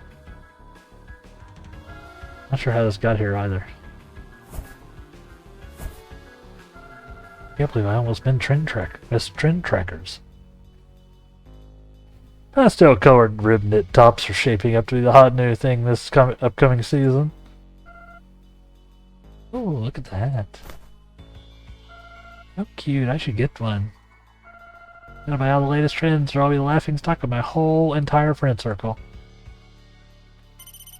Real work, pal. Looks like you got her away from the window. Now's your chance. Head over there and finish the job.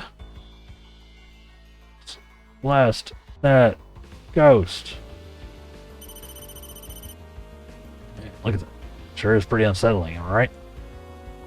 Safety is close? Yeah, don't sweat it. Their spectral energy takes a major toll on tenants' hearts and minds. The ghosts themselves really ain't all that aggressive, actually. Also, they only seem to target the people who actually live in each apartment for whatever reason. Okay, enough of the chit-chat. Let's get this show on the road. Time to use your secret weapon. Go to that ghost who's boss. It'll be our first real job as Mousebusters.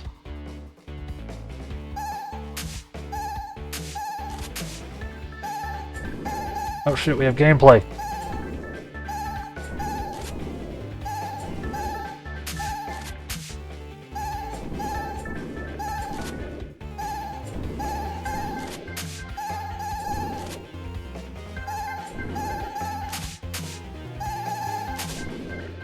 Got him. Looks like you hit all its weak points. Now you can see the core. Blast that thing.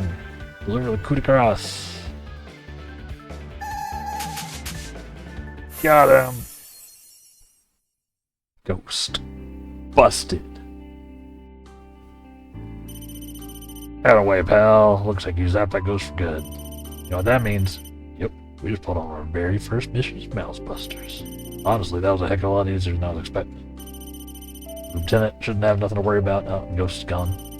Alright, now come back to HQ so we can debrief. Get! Even get, even.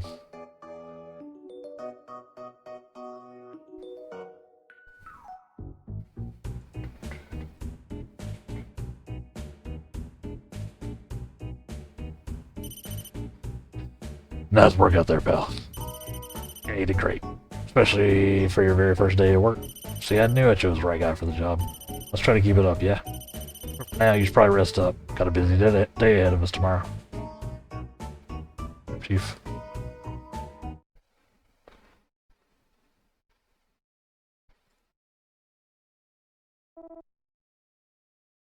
Wait. Huh? What do you mean you're gonna raise the building to the ground? Unfortunately, now. The decision is final. As the owner of the property, I have to consider how to best capitalize on my investment. But we had an agreement, didn't we? You don't tell me. Was this your plan all along? Why, I have no idea what you could possibly mean. In any event, your position will be no longer needed. Will no longer be needed, even. So consider yourself terminated as of today. But thank you so much for your services. I wish you the best of luck in finding a new job.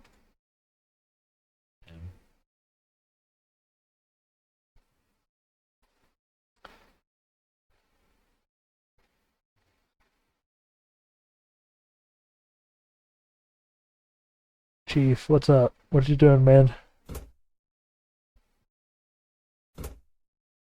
Chief. Good. Right along. Still gonna need a little more time, but that's alright. Be ready by the time we clear out all these ghosts.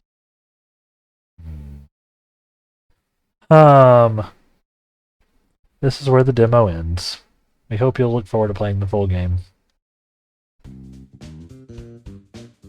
Honestly, yeah. It's very cute. Ugh. Stretch. That was a very neat little game. I'll keep an eye on that one too. Don't you agree, chat?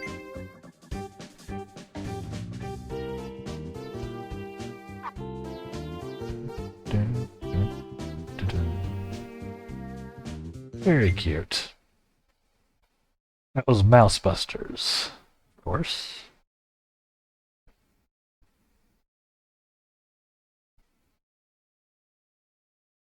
Put it on the wish list. Okay. Excuse me. Sorry, chat. I am getting worn out. And enjoyed most of the ones I played. I'm glad. I tried to pick a kind of eclectic variety here. Like I said, it's I'm playing stuff that I think is interesting that I'd want to play. That's generally going to be the channel. The channel theme, I guess. So it'll be all over the place because I play a lot of stuff that's all over the place. Occasionally, I even get real ambitious and play like a competitive game, like an actual PvP game. That's gonna be rare, though. Just a heads up. But I played a bit of Deadlock a couple weeks ago. A few games there, couple days. The Valve's new third-person shooter MOBA, I guess, is what the genre would be. So, you got lanes and levels, lanes and creeps and leveling up and all that. It's in third person rather than being like top down, like most MOBAs. Yeah. It's a good game, especially for how early it is, and just sort of came out of nowhere. Yeah, it's I enjoy it. Yeah, it's genuinely good. It has, of course, the MOBA issue of the community quickly becoming, you know, the community. Um, but the gameplay is like genuinely solid. It's got some really cool movement stuff. Like like the kind of movement stuff that we'd get a kick out of, where there's like wall jumps and slides and like a shooter with real movement mechanics. Uh, with the mobile layer on top for like this the cool little structure. It's very neat. Maybe I'll play it here on stream sometime next week. It sort of fits with the general spooky theme of the month, right? Because you play as like a bunch of like ghosty characters. So maybe I'll show it off again next week sometime. You want to tune in for that? A bunch of my friends have been into it, like addicted to it. So they're doing something right. Well, let's see. We are going to play Noramore Academy. Next. Yeah, like I said, I'd hop into it, do a few games, or more, depending on how it plays. If I'm going to be playing it, I should get in now when people are still like learning how to play theoretically. Although some people are already like, you know, really in it. Um, yeah, we're gonna play Noramore Academy next. Looked like an interesting little. I don't know if it's like a point and click, maybe the best way to describe it. Story game. Finish us off. Let's do that. So yeah, I'll may have to do that. Chat. You know what? Sure. Let's auto set the graphics from system benchmark. I don't know why this game possibly would need a benchmark. Select a graphic preset. Give me that fidelity, yo. Where must go?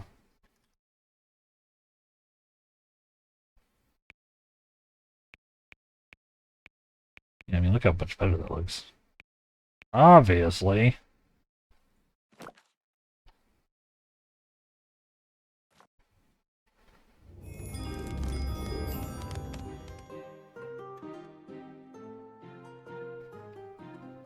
Yes, this is Noramore Academy.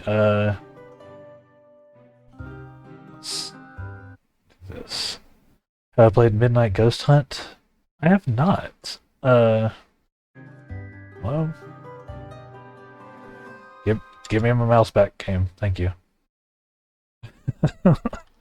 I've not. I saw it on Steam. Is it like another one of those in the same like vein as like Phasmophobia, where you're like having to do some ghost hunting, classic ghost hunting, or is it something else? Uh,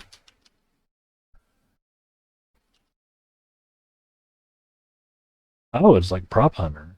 Interesting.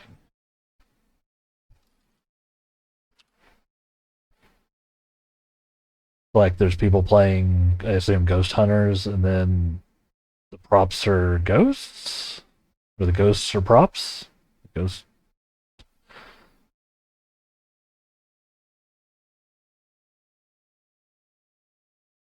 I guess I mean, it makes sense, right? Four ghosts versus four players, and then but that's what they do. They like possess, yeah, like possess props. I mean, it makes sense. It feels like the natural place for that like sort of subgenre to go, right?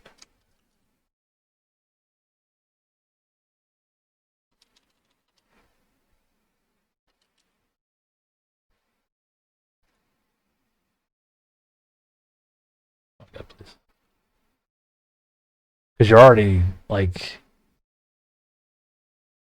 in like prop hunt with it, like you're already sort of like the props are already kind of like possessing things. So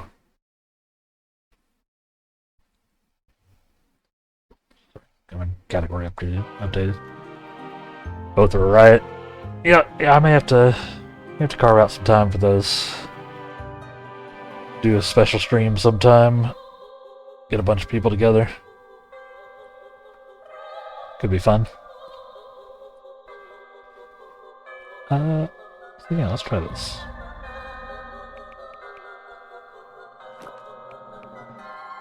Look, this game's got an invert camera. They did it.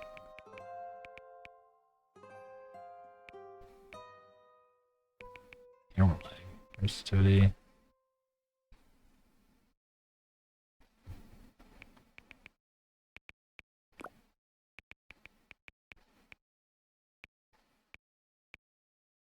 Yeah, motion blur.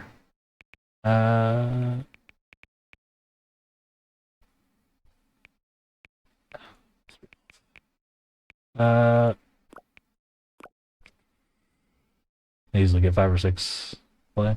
It's like, yeah.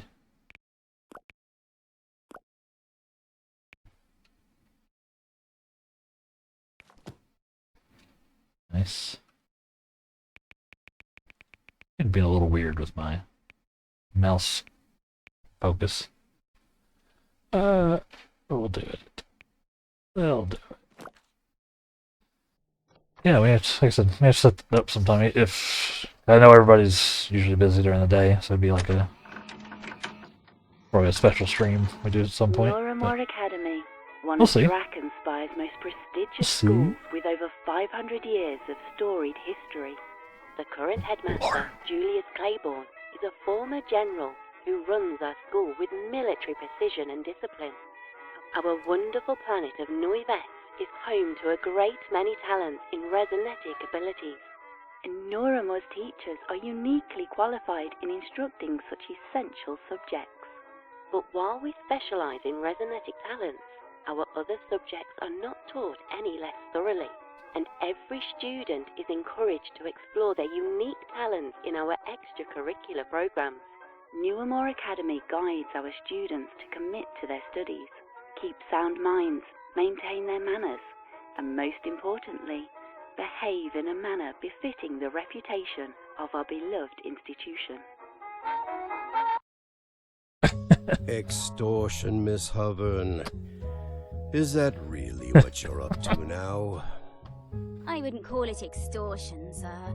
I simply told the cafeteria cook that I would keep the existence of his pet vermin on the down low if he provided me with an extra brownie or two at lunchtime. It was mutual exchange that neither of us had issues with. Yes, Judith, that's extortion. Of course he had issues with it. Thank goodness I caught you in the act. Well, why am I the one sitting here in this office when it's the cook who is keeping vermin pets? I've already talked with Mr. Seabrook, Judith. It's dealt with. And more importantly, none of your business. What concerns me is you. Sneaking around at night, lying to teachers, extorting staff. This is a decidedly concerning trend. Don't you want to be a good example for your sister? Indeed. It must be hard enough for her to be younger than her classmates. For the next month, you are not permitted to attend film club.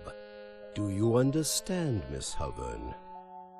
But, sir, I won't be able to see any movies outside of that club. Hence why it's a punishment. Miss Nunatak will check that you aren't seen there. I'll make sure of it. Judith, head back to class, please. He's got a very interesting aesthetic. Good old Seabrook didn't rat me out, it seems. Brownies weren't the only things I asked him for.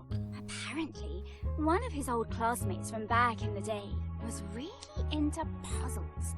He set up some kind of secret puzzle in the history classroom years ago, and Seabrook never figured it out. Let's see if I can. A very interesting aesthetic. I like it. During the Onyx War, various battles were fought in the Inked Wastes. Some were relegated to land, others underground in the caverns, and many on the Inked Sea. Our fiefdom, Drakkenspire, went head-to-head against the fiefdom of Northberg in a horrid conflict spanning 4 years. It irrevocably changed our fiefdom forever.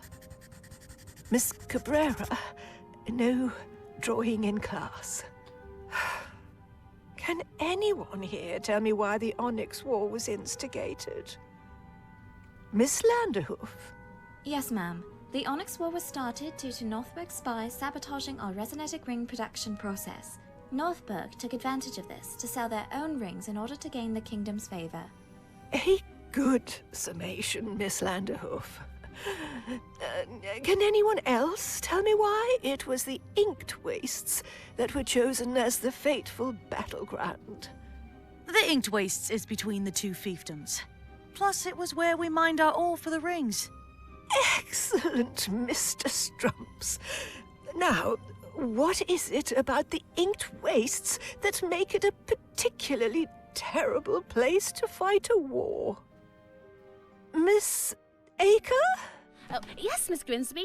Well, the Inked Waste is a nasty, nasty place, full of hard creatures that will gobble you up And that and dude suck out all of right your there behind blood. him, like, Oh, and of course you can't forget to mention the Surge, which will suck you down into his deep depths and fill your lungs with tar, his tendrils digging deep into your brain until... That's quite enough, Miss Acre.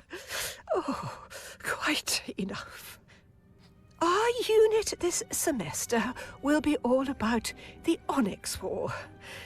Since it is the most recent major conflict in Drakkenspire's history, we will be studying it in depth. And speaking of which, you may have heard tell that a new science teacher will be joining us this year to replace Mr. Mason. His name is Mr. Bagshaw, and he actually worked in the Research and Development Division of the Drakkenspire Army. I'm sure he will have plenty to share with you that can enhance your education. Anyway, I am now giving you the rest of the period to work on the papers I assigned to you yesterday about the instigation of the war. If you have any questions, don't hesitate to ask me. Dismissed. you like lost her horn or something. The note Didn't have a horn. Seabrook gave me says history classroom. Page number equals number of cave hounds times number of windows plus number of desks. Okay. What's page number equals number of cave hounds times number of windows plus number of student desks.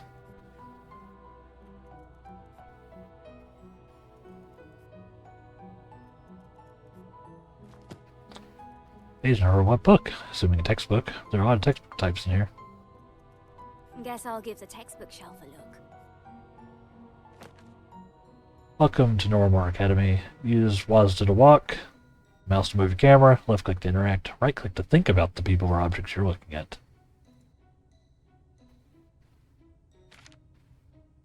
You can review your clues by pressing I to look at your items. Click on the item and press space to inspect it.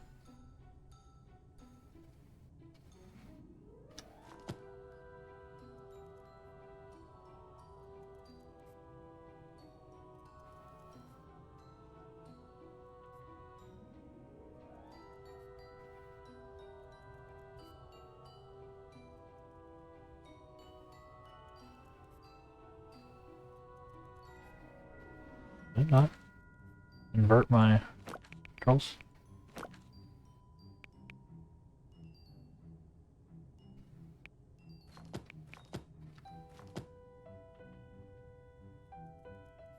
It's not inverted.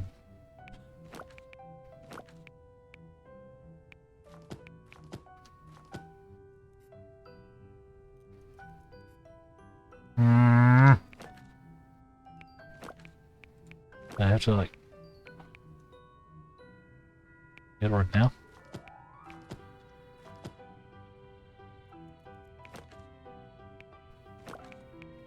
Not crazy, chat, right? Invert Y. Oh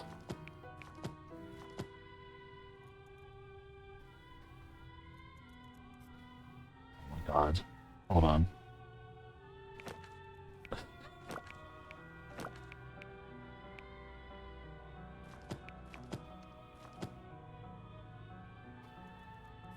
Oh. Devs. I know you're not in chat, but this is backwards.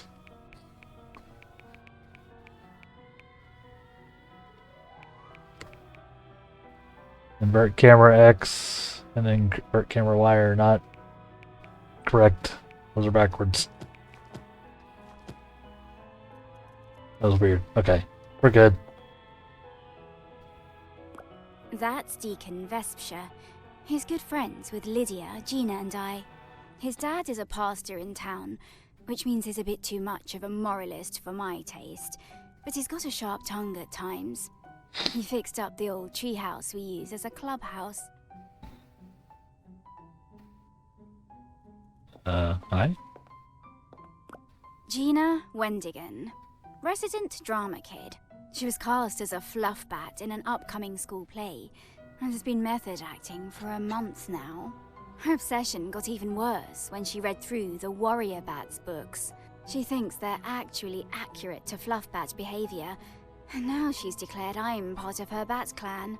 Her antics can be weird, but she's a good friend. I've known her for a long time.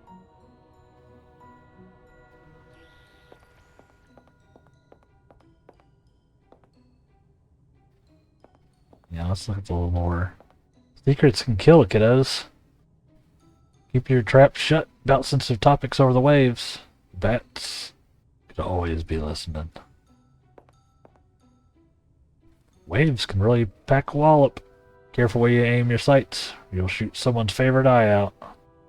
Yeah.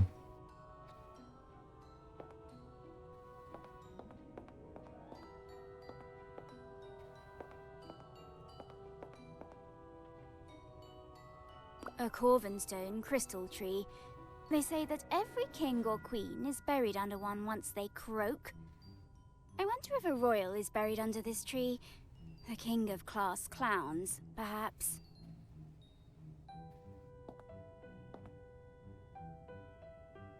Hi. Nicholas Strumps and Becky Landerhoof. They and I aren't on the best of terms. Becky leads the school's historical reenactment club. She's a real stickler for accuracy, to an obnoxious degree. Nicholas is her boyfriend. Why is he wearing a He's a sailor hat? nerd about naval history and Oh. sea battles and the like. Fair enough. Becky hasn't talked to me in a while. Probably because of what I did at the reenactment. But I only did it because she needed to be taken down a peg. She should have thought of it as a favor, really.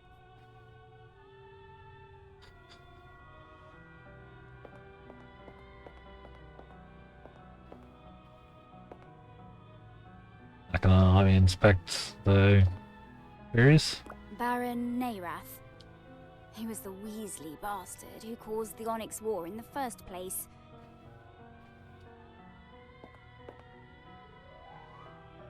The flag of our fiefdom of Drakenspire. I don't have a terribly great fondness for this place, but at least our flag has a draken on it. True, that is pretty cool. A very old tapestry depicting a lord and his hunting party. It must have been some kind of status symbol, since they're hunting a Rathslodon. Those things can rend your flesh asunder before you even have the chance to soil your royal trousers.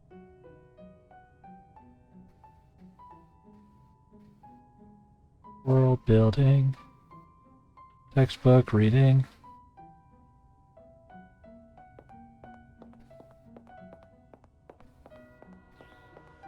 A diorama of a typical crystal farm. Crystal farm. From 500 years ago. It's considered good, honest work.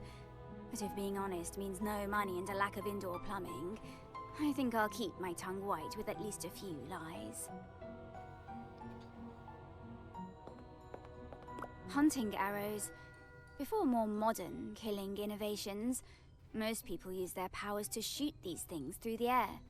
Bigger ones for hunting, smaller ones for more ethically dubious purposes.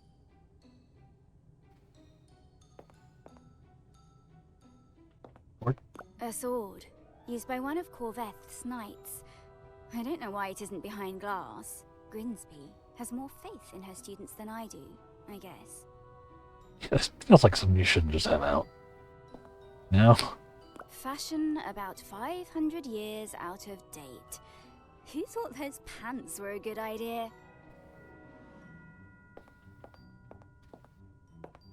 From what I remember, this classroom's construction was sponsored by one of Drakenspire's ladies, Lady Belford, I think. Her likeness is depicted here to thank her. The Cave Hound statue is modelled after her most loyal companion, who ended up getting her killed when he angered a Eidolon on one of her hunts. Oof. Alright, my muscle memory's all messed up from the other game being A flipped. statue of a cave hound. They don't have eyes, since they live in deep caves, and hunt using echolocation. Additionally, they are very good boys. The display of a rare and unique skull.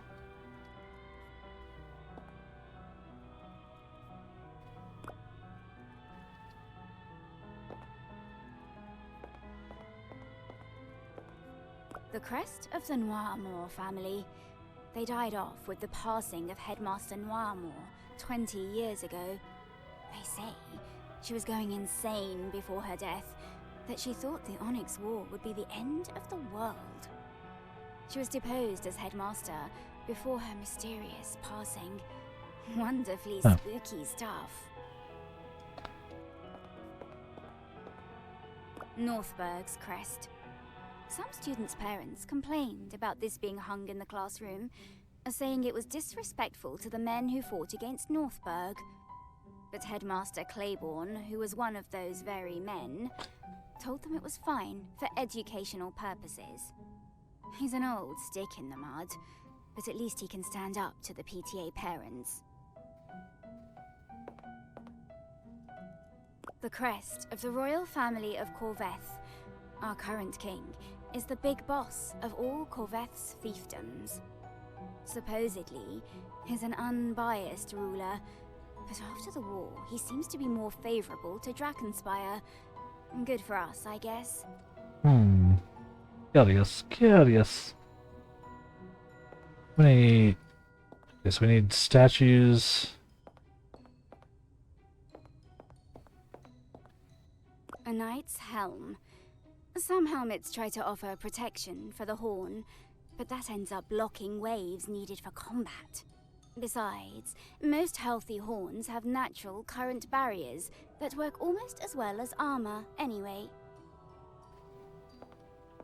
A picture of the biggest... Okay. I need to stop stalling and reading every little thing. I could be here for hours. Let's see, we got 2, 3, 4, 5, 6.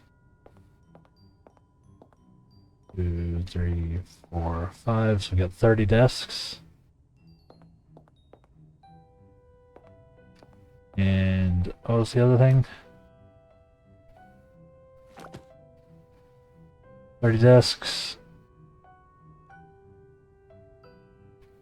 Number of windows. Number of cave hounds. Only one cave hound. So that makes the multiplication easy, right?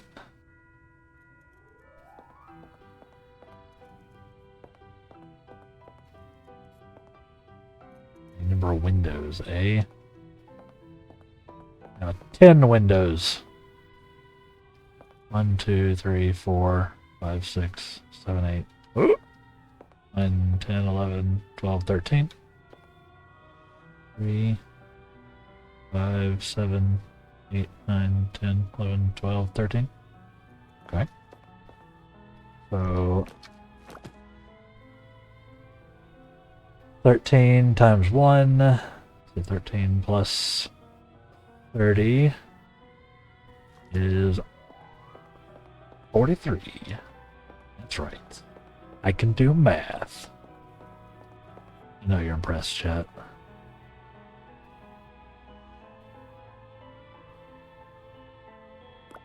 These were all recently published. Seabrook's friend went to school before the war, so I doubt any of these would work. I should ask the book sprites for help. Book sprites? Before I ask them, I should figure out what page number I'm looking for.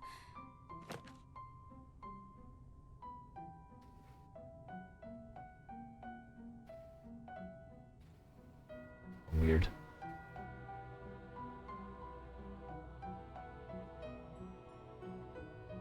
That doesn't sound right.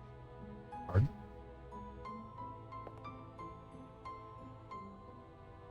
Oh. You're in the painting too. 2, 3, 4, 4.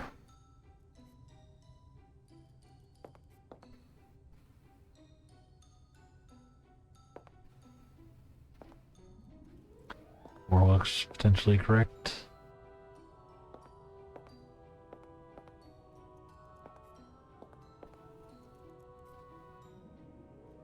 Another one? No.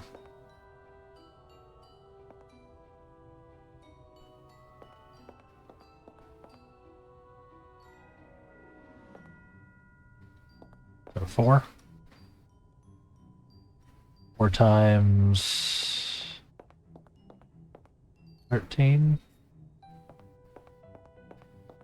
4 times 13, so that's 52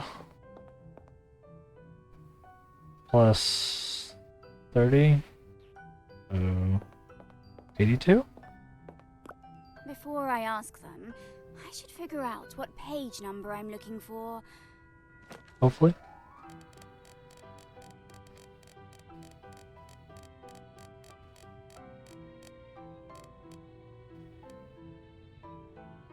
Bingo. Hello, little guy. I need to find a pre-war history textbook. Maybe from around the 2190s?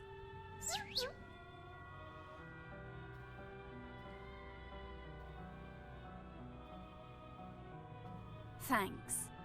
Nice. Without further ado... Huh. Interesting. A battle that took place way before the Onyx War, but it still involved Drakenspire and Northburg.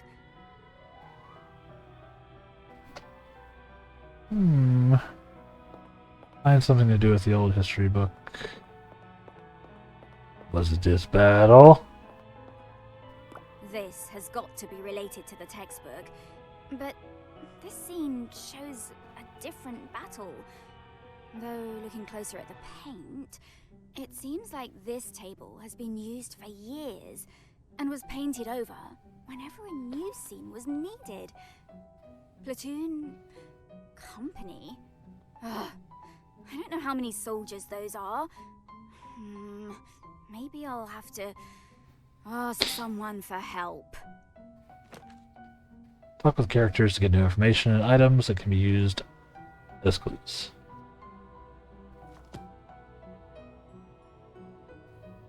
Oh. Interesting. Okay. That's wild looking.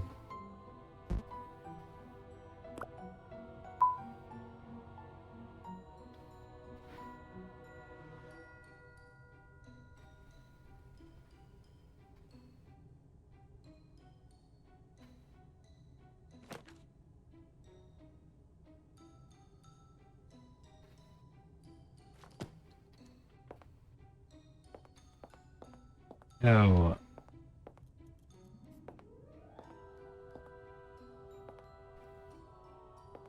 The others aren't people, huh?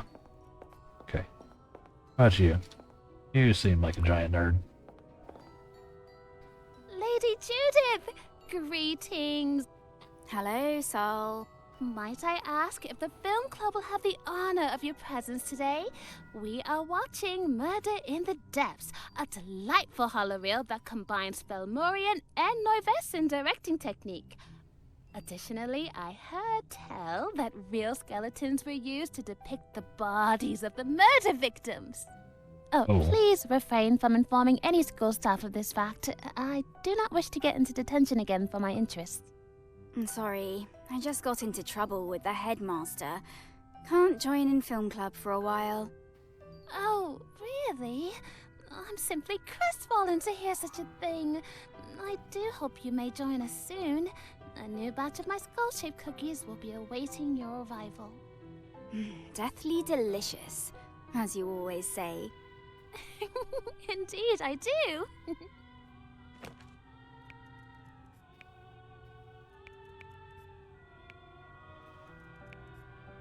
What's going on with the reenactment club? Becky still won't talk to me. Oh, are you planning on rejoining? Because, to be entirely honest, Lady Judith, I do not believe you will be allowed. I'm just curious about what you're all up to. I see. Well, our next grand reenactment is happening in a few days' time. It will be one of our biggest yet, covering the land and sea battle of Restlane on the 25th anniversary of the Onyx War's beginning. Oh yeah, Grimsby mentioned that. And I think she said that non-club students are encouraged to join, since it's so big and educational or something. I know I can't become a club member, but I could probably help out a bit in this one, right? Lady Judith, you know that I cannot approve you or not. You would have to talk with Becky. Have you apologized to her yet? No. Why should I have to? She was the one who started everything. Are you sure her slights against you were reality rather than simply perceived? I know what I saw. I can read people. Not all books are of the same language. Other languages exist, and one person cannot know all of them. As a person who holds precious friendships with the both of you, this continued feud hurts my heart. Pray, consider taking the first step to end it.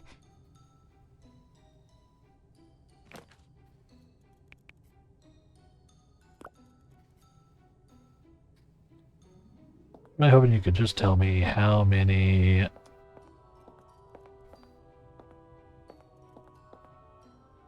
people were in a company. But soon. Mrs. Grin, bit of an odd duck, that one. She says that about 15 years ago, she was attacked and her horn was snapped off. Ouch. Now she uses a wand to channel her waves, but wands aren't the most reliable. She's a nervous wreck of a person. Almost makes me feel sorry for her.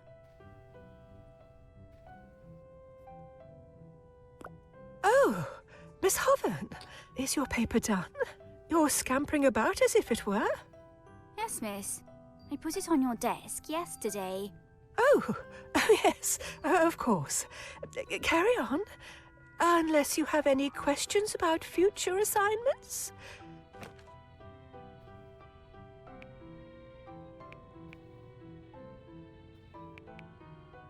Do you know how many soldiers are in a platoon? Or a company? I'm afraid that's not the kind of thing I know off the top of my head.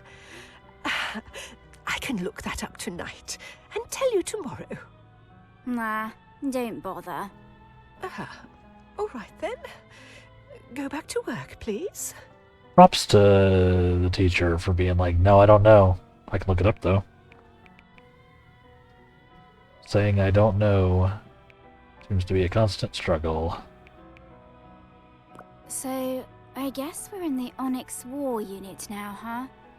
How long will we be studying it? Till the end of the semester. It's an incredibly important part of our recent history that affected many aspects of our current day lives and politics. You have a good head for these topics, so I trust you will do well with it. And, please, do not include any battlefield photos in your presentations again. You know, I haven't the stomach for it. Aha. Of course, miss. I may not be able to get away with it anymore, but other students will be doing that now. She pays less attention to the actual quality of the presentation, since she's too distracted by her disgust. And after all, she can't very well dock points for accurate visual reporting or historical fact. Do you know? Nah. Bye. Certainly someone here knows how many dudes are in Platoon. This guy does. Judith, hey, have you finished the paper yet? Naturally. Ha! Well, I'm just a tad worried about getting it done on time. Especially because I'm Speaking, just your paper is blank. not getting it. Mrs. Grimsby's teaching style is, well... Atrocious.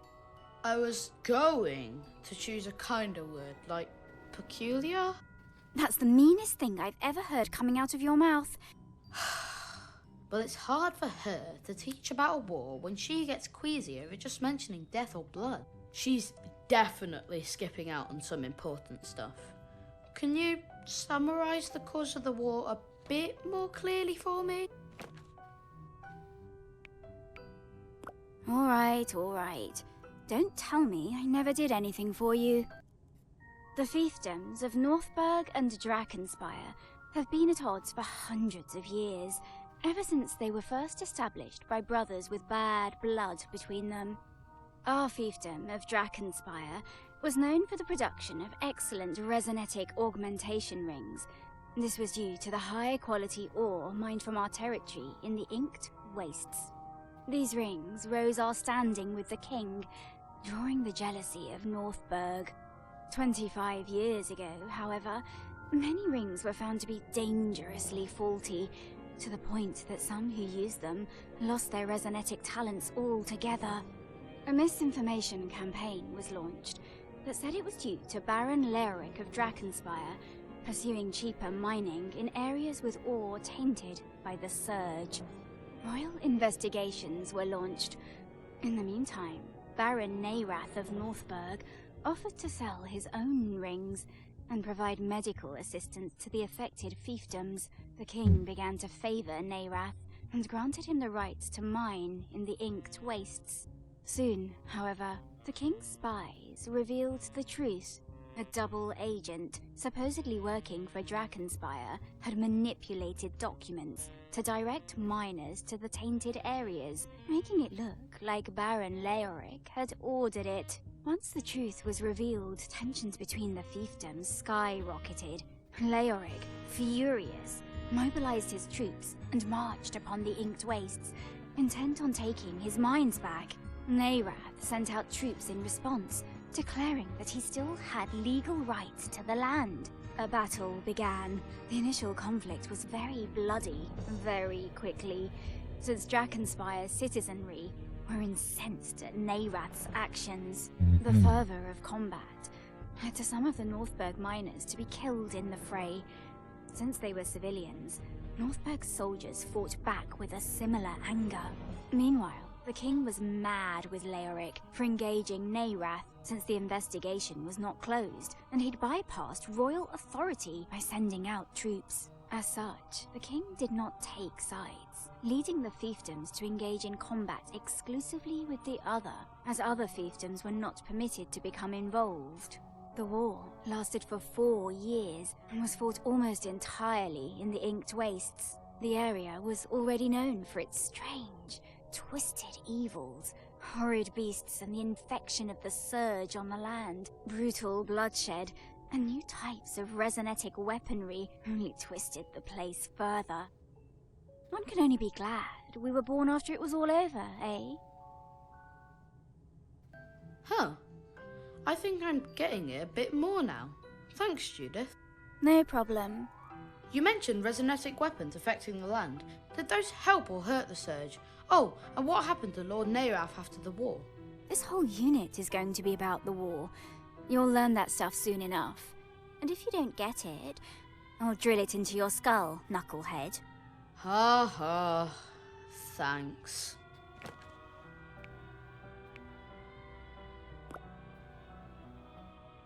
He did not, indeed. No? I have to ask these nerds, aren't I? Hello? Becky. Nicholas. What do you want? Nothing. Can't a friend just greet a friend without coming across as needy? Huh, friend. Right. Leave us alone. Nicholas, I need to ask you something about the military. Huh. Becky, did you hear something? You know, I am feeling pretty darn hungry today. Maybe, just maybe, if I had an extra lunch token, my ears would clear up. Giving items. Go into your inventory or use the scroll wheel to select an item. With that item select, just interact. Use the item with something or give it to someone. Line inventory. I have a lunch token.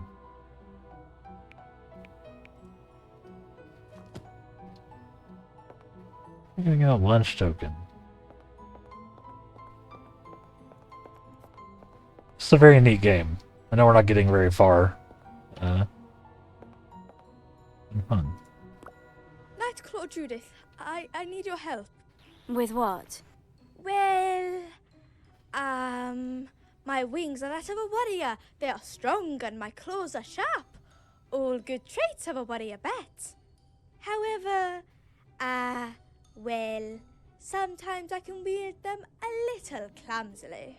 And, I ripped a small hole when I was swooping past this dress. Oh, Gina, this dress is 500 years old. I know. If Grimsby sees, I might get kicked out of the school. But I've built my roost here. I can't get kicked out. As a fellow member of the Nightclaw clan, I am formally asking for your assistance, Judith. It looks like the dress uses a particular stitch here. I don't know how to copy it well enough to pass Grimsby's inspection. Squeak, squeak, squeak! Oh, I'm sorry. That was a curse word in battle language. I need to watch my tongue. I'll try to find someone who could help. This sounds like something Becky would know. Thanks, Nightclaw Judith. You are a valuable member of the clan.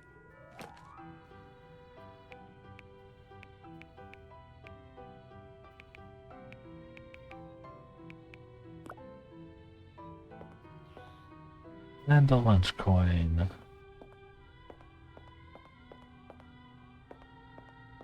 Any, drop your lunch coins. That's you. No?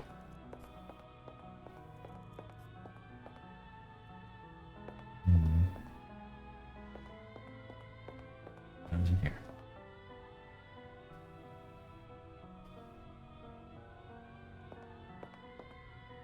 I don't think she'll mind if I, pre-bar her desk, do you? Teachers always love when you do that.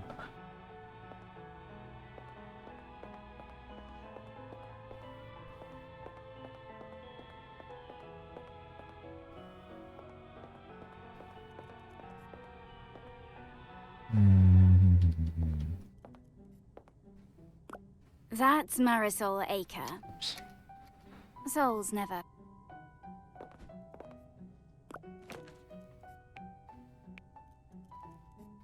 You mentioned getting in. Have I not told you of that incident?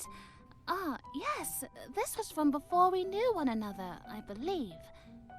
In the library's radio room, I and several other students had met up to share our favorite radio shows. I turned the channel to my personal pick. As it went on, a few of the students seemed to become quite frightened. The librarian came in to check on us, and when he heard what we were listening to, well, he immediately took me to the headmaster's office. Unfortunately, I was banned from turning the channel ever again. What exactly did you have them listen to? A series detailing the stories of serial killers. A tad graphic, I must admit, but also rife with educational content.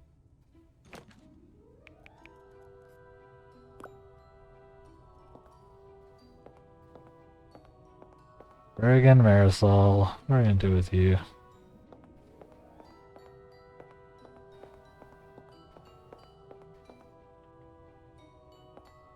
Leave, huh?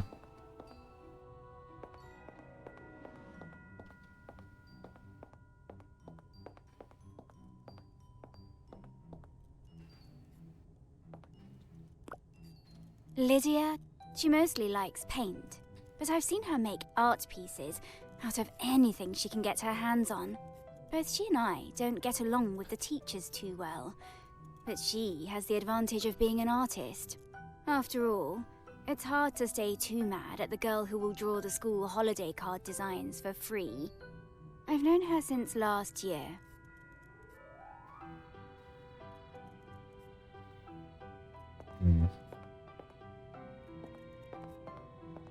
Don't know, chat. Where would I get a token? The old lunch coin.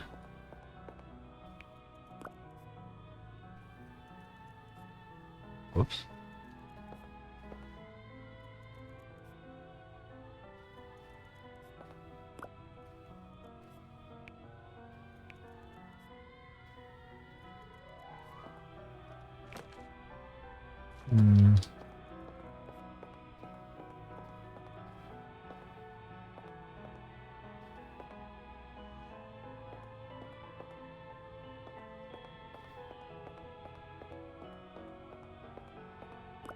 Leave us alone. Nicholas, I need to talk to Becky. Why should she help you with anything? I don't need help. This is Virginia, not me. She accidentally tore a hole in the dress over there, and I'm gonna stitch it for her, but I don't know how to do those fancy old ones. Again, this isn't me, it's Virginia. You know she's too shy to ask people outside her clan. Yeah, that's true. Becky? For Gina, here. I studied that dress a while ago. What seam was torn? Looked like the part with the lace at the bottom. Easy enough fix as long as the lace wasn't too frayed. Use the stitch in this book on page 27. Give Gina my regards.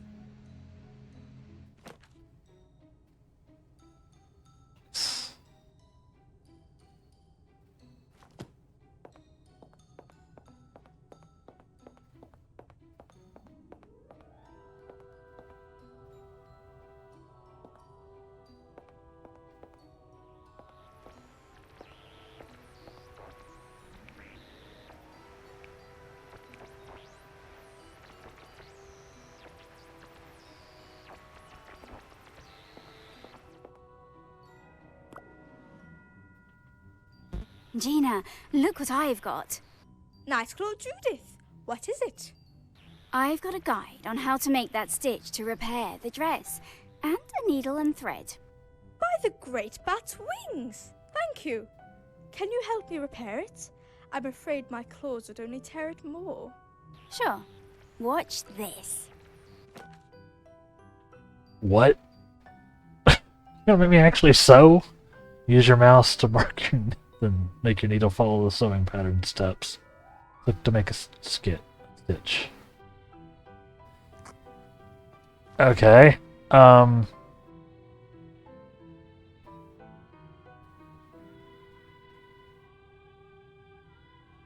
It's on 27.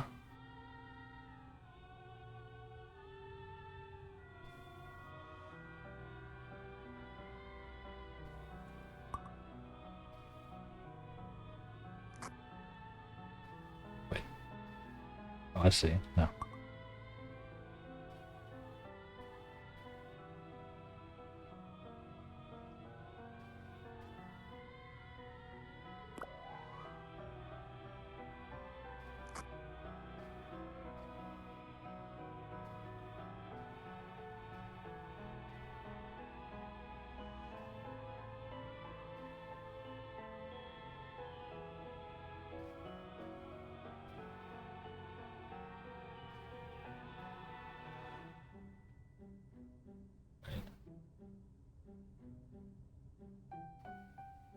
Two,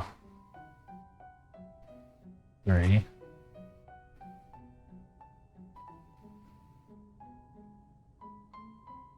four,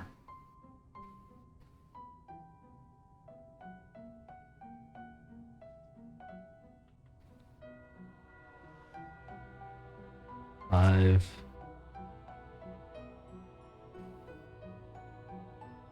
six,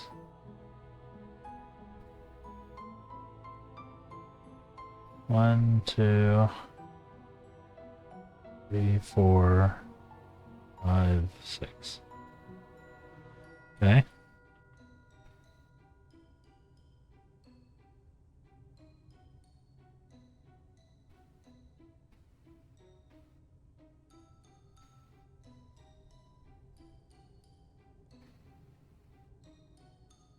I have to keep doing that then?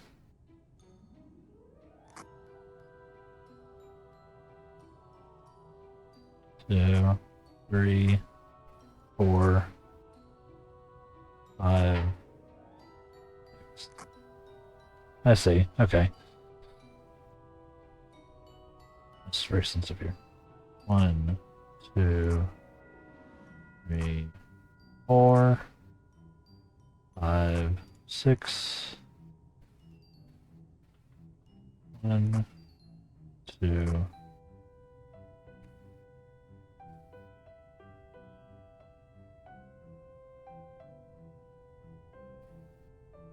Three, four. Hey! There you go, all repaired.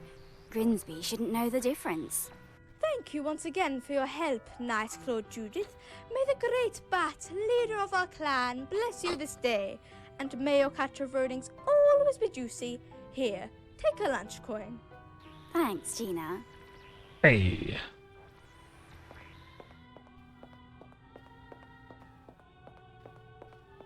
What up, kid? Leave us alone. Yeah. Your soldiers in the platoon. Nicholas, I need to ask you something about the military. Huh. Becky, did you hear something? You know, I am feeling pretty darn hungry. Yes, you want a lunch token, I know.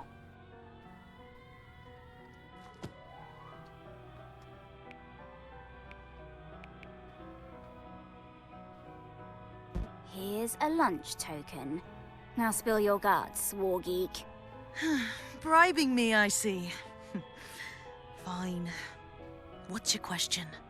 I need to know how many soldiers are in a patrol, a platoon, and a company. Basic question. Hardly worth a lunch token. But I'll take it anyway. In Drakenspire, the average is 20 men per patrol, 40 men per platoon, and 140 per company. Guess the Reenactment Club can teach useful things sometimes. Rich. Real rich. Buzz off.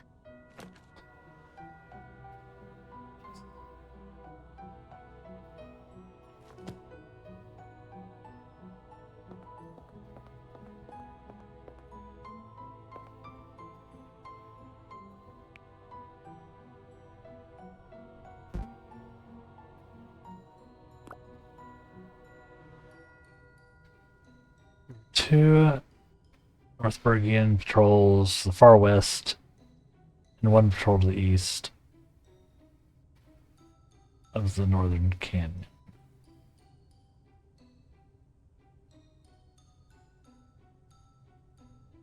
Base had 3 barracks.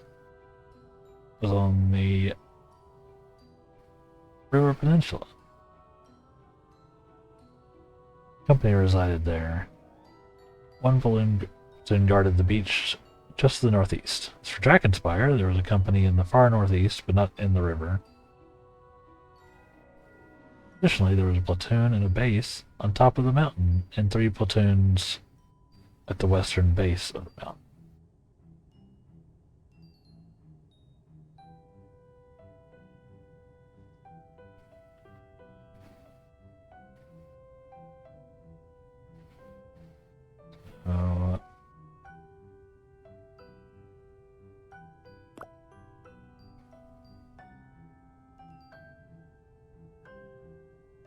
Far west.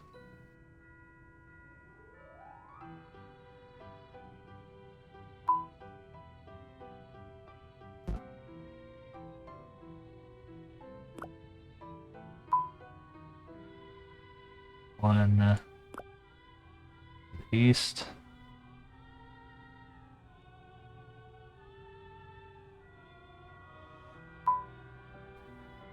Base.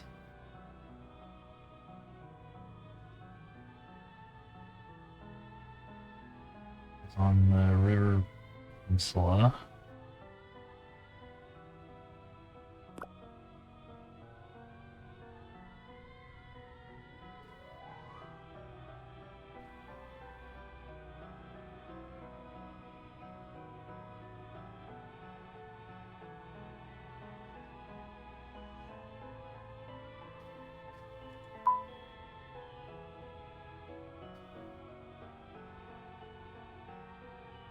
The 3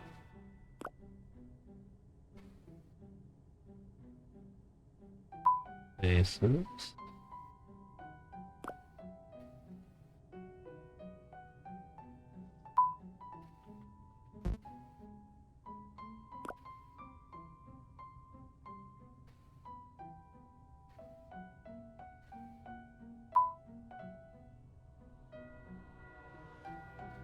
One platoon. So 7 of these guys.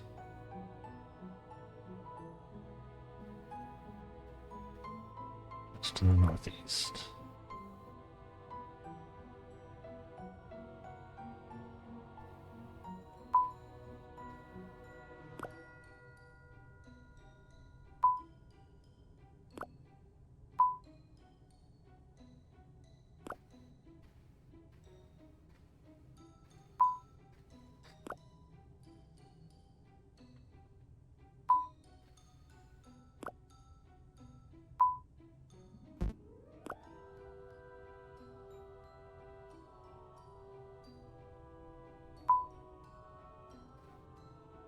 That doesn't feel right.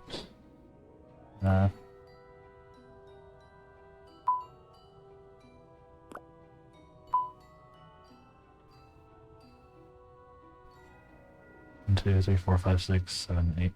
Anyway.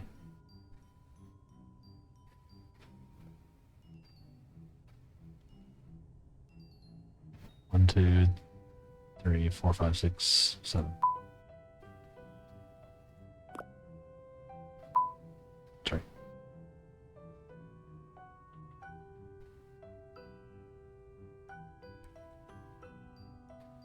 Drakenspire. A company in the far northeast and on the river.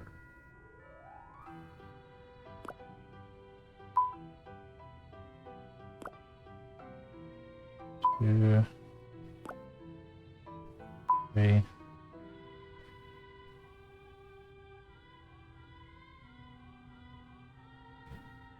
A platoon guarding the beach.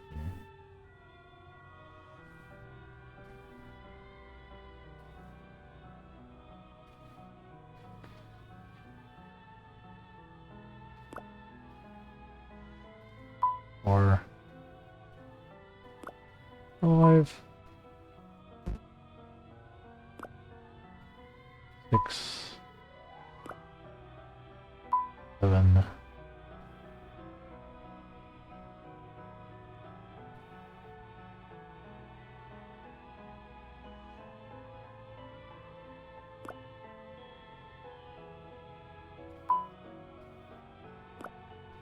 Resided.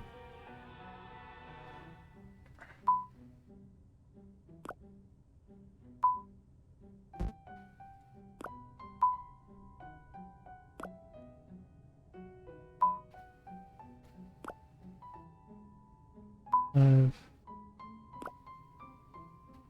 6, 7.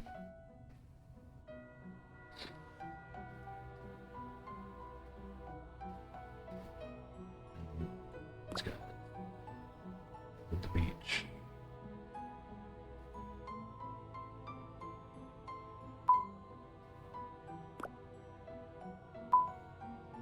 Sure.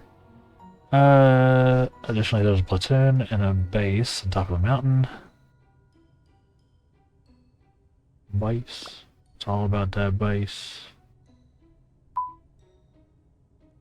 Platoon.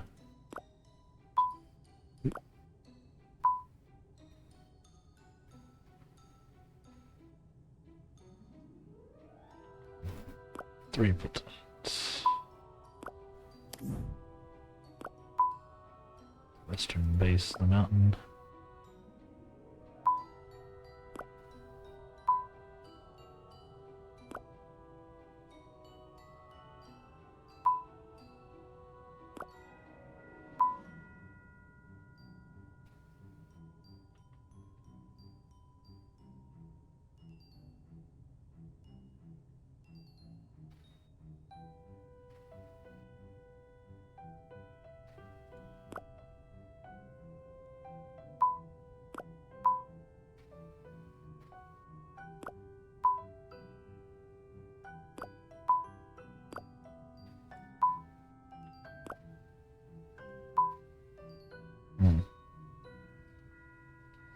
Okay.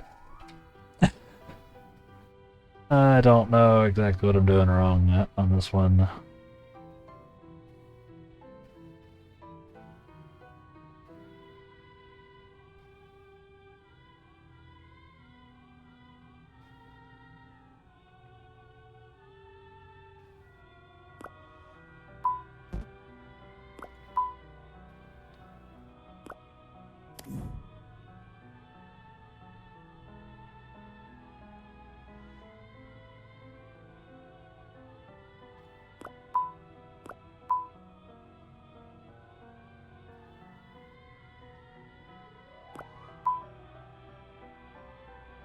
No?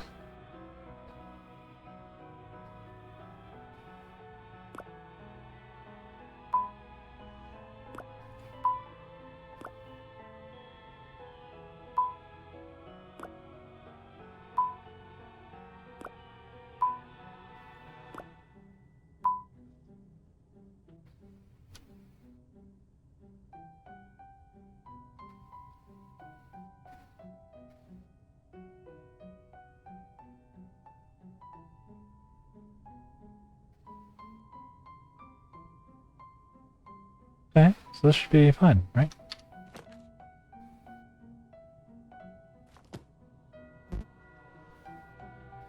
What am I doing wrong then?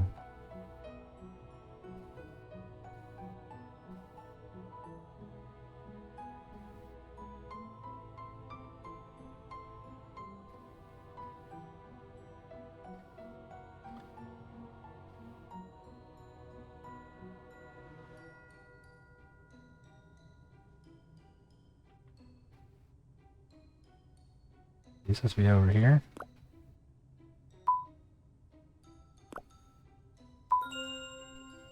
Sure.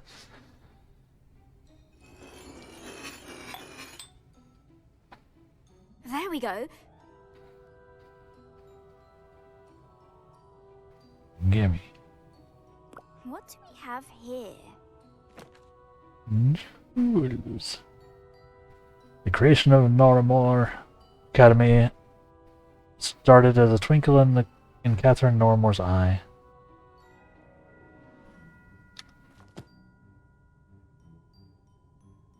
I'll have to get up there to investigate, but Grinsby will object if she sees me. Maybe I can get someone to distract her. Alright. But that will have to be left as an exercise to the viewer. We are out of time for today, chat. Thank you so much for watching. as we played through some Next Fest stuff this week. I do appreciate everybody hanging out and chatting with me, and maybe pick up some interesting stuff for yourself. We are done for the week, so we'll be back on Monday. No idea what we're gonna play. I'll figure something out. But if you did enjoy the stream, make sure you follow. You can follow me here on YouTube, on Twitter, on Blue Sky now, which is the new Twitter alternative because of Twitter things. I went ahead and made an account there. I've also got a Patreon now where you can join as a member if you'd like to help support me. I'd appreciate that a ton. Let's see. Yeah, other than that, everybody have a great weekend. Stay safe out there. Play some games. Enjoy what's left of our fall season before it starts getting gross. And we'll see you next week with more gaming fun times. Hang out. Thank you, everybody. And yeah, you have a good evening too, man. Thanks for hanging out with me today. It was fun. Yeah. We'll see y'all next time. Take care. Bye.